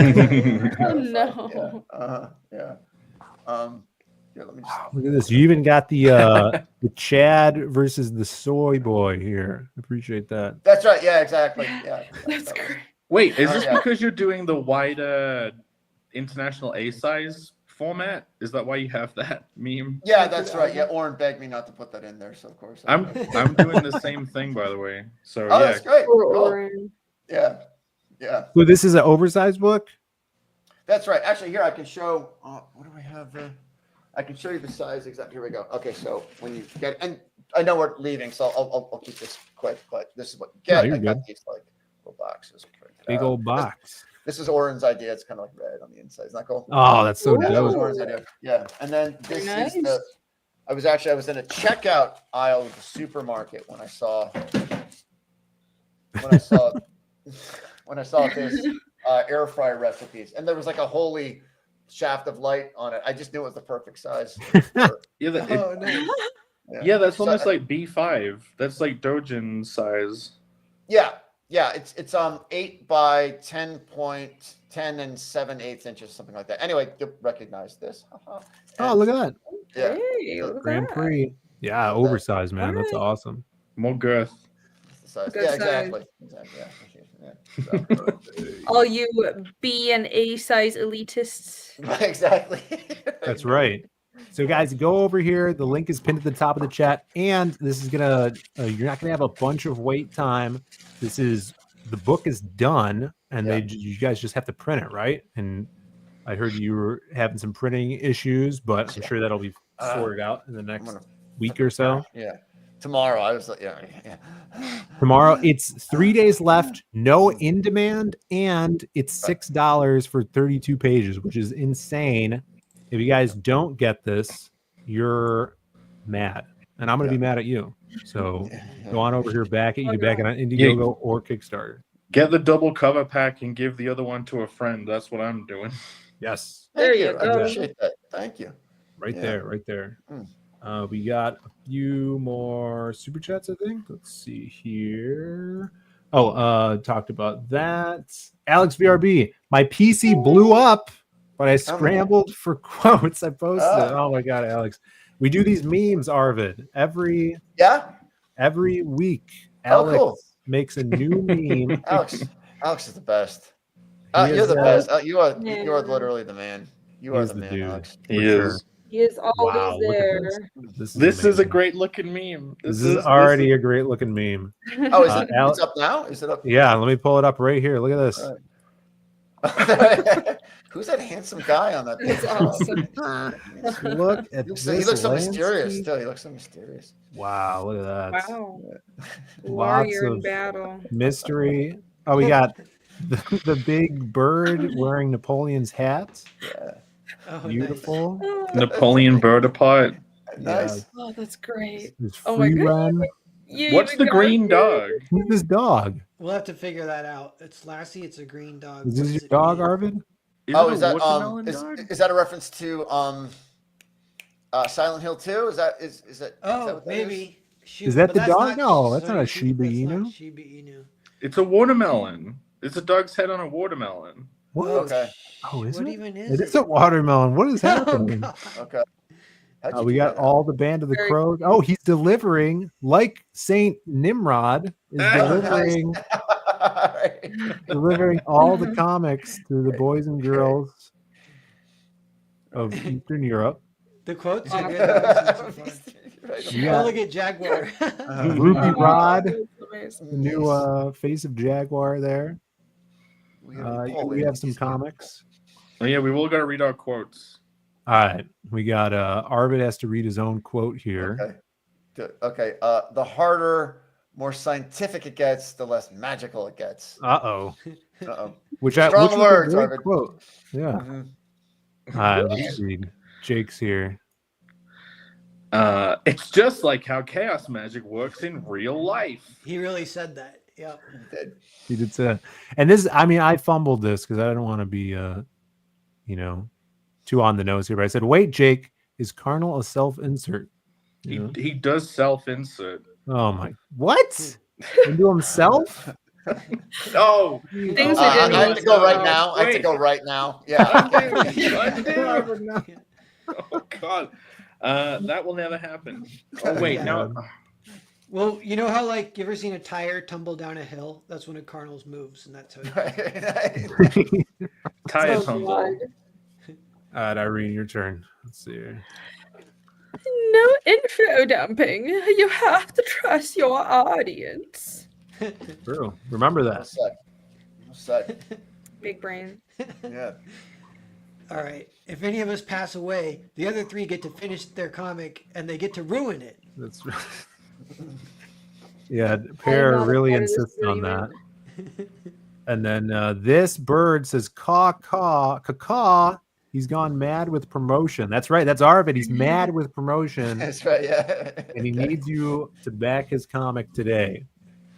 What is this green watermelon lassie dog? What kind of dogs are those called? It's a lassie. It's Alex says the dog is a free run related reference, melancholy. see, I Oh. could have thought a collie. I would have. It is a collie. Yeah. That is that's a pun there. That's a pun. The puns. All right, guys. You also, if you guys have not yet, need to go back. Arnold the Barbarian, #1, the first entry, live on Indiegogo right now. Yeah, guys, go grab one of these right now. Last, did we do a show a week ago? Yes. Yeah, only last week we were like thinking, oh, if we get another 3 people, we'll get to like 69 backers tonight. We're at 75 now. Thank you. That's right. Yeah, like I've been drawing up a storm. Phil showed some of the pages off a second ago. I don't know if you can flip back to them. Yes, I can. But yeah, I'm currently I am working on the first 8-page scene for the book. This is pages 3 and 4. I'm gonna draw all those pages, color them, letter them, and get them up on Global Comics so you guys can read them all, so you know exactly what to expect from this book. And as soon as you read it, as soon as you see these beautiful full color pages with the clean inking lines, you'll want to get the book. So yeah, you go to connellcomic.com or bluedickx.com and check it out. Yeah. Go grab it, people. Yeah, I love that you're going to throw this up on Global Comics. That's a great idea. Super good. Fingers crossed it works. But yeah, I just wanted, because Irene, you had a huge preview for your first book out. How many pages did you put up for people to read of that? I had about 20 or 21 pages. It was basically half of chapter 1, and I'm considering. I had a huge, not a huge chunk. I had free pages for every book. I'm thinking of having, because every chapter of Fiend is gigantic, so having a large preview, because I agree with what Jake had said. You need to provide free content to entice people to actually read the books and buy books. So I'm focused on finding ways to just get the story out there now, especially being 3 books in at this point. I think this is a good time to really push promotion and marketing, which is why I've been doing translations and stuff like that. But yeah, this is the website for Fiendish. Thanks for pulling that up. I do have all 3 books in the shop. You can order it right here, and I have a couple orders sitting around. Those will be fulfilled as soon as I'm back in my actual house. But work on the next book is continuing. Would you mind full screening me? I'd like to show everyone something. Oh yeah. Saw your post. That's awesome. So this is done. I've been posting shorts of myself working on this, and that's also something I'm trying to do more, which is recording my drawing, and I want to actually take YouTube a little more seriously, which I haven't. So lots of drawing videos, lots of time lapses, and I've recorded little tidbits of drawing this, and I'll continue to do that as I work on Fiendish 3 pages and just share my progress throughout the whole book. So if you are interested in that, also follow my channel and follow me on Twitter. Yes. Bancroft says now with 30% more tentacles.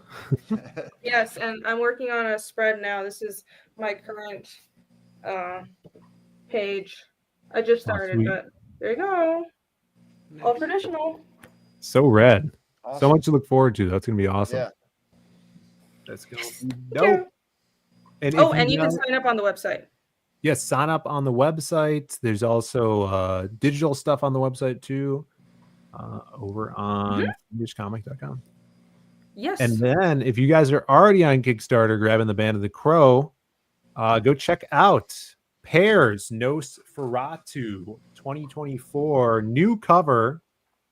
Yeah, new cover. This is more the forever cover.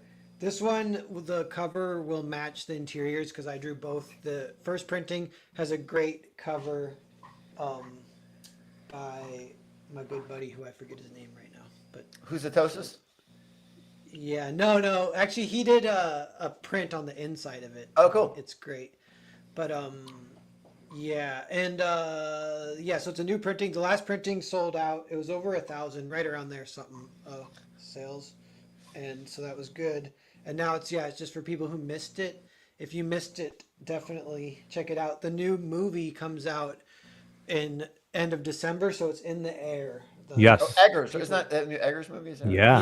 Yeah. So get the book and the movie and read it and watch it. And check it out. Yeah, Henry Bemis says, if you missed the original Nosferatu campaign, check this out because it was excellent. Thanks. One thing about it I've noticed is, I've kind of maybe said this before, but the silent film, it's honestly just a tad boring, but if you get on its level, it's great.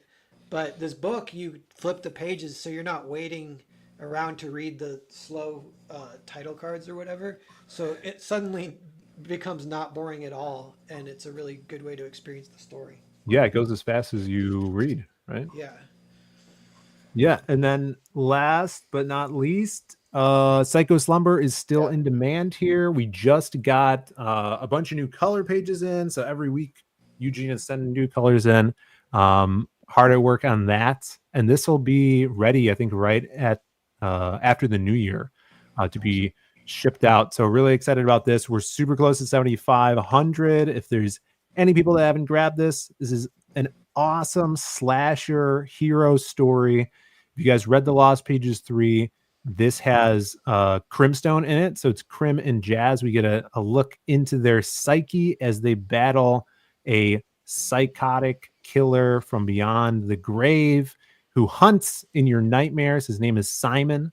He's got this awesome concrete saw, and it's a mashup between Lost Pages and the Kill Journal. Everybody check out 60 pages. It's going to be a one-shot, and everything's coming together with this. So thank you guys for the support. And if you go to thezadecomics.com, you can read the preview of this book, the first 10 pages, right over on Global Comics. We have a Global Comics button over here where you could read digital comics, and it'll take you over to our Global Comics page where you can read a bunch of free content, usually like the first 10 pages of each story. And we even have Psycho Slumber on there as well in black and white. So there you go. Thank you guys for being here, supporting us every week on the Creative Block. Arvid, thank you for coming and hanging out and sharing a bunch with us, man, dropping the knowledge. My pleasure. I'm always available for like backroom stuff too. I can tell you what I really think. That sounds sexy. Yeah. Did you mean it like that? Or... Do we need to leave the room? Sorry, leave I'm you married, to it. Right. I'm married. Yeah. All right, guys. On that note, yeah, we're gonna take off. You guys go find another stream. I'm gonna see if I could find somewhere to send you guys. John says, I found Lost Pages cleaning my room. Awesome. Read it. And if you already have, read it again. And then let me know what you think, man. I appreciate it. Thanks for all chilling out. We'll catch you on the flip flop. Bye. Bye. Bye. See ya. Bye, everybody. Some motherfuckers are always trying to ice skate uphill.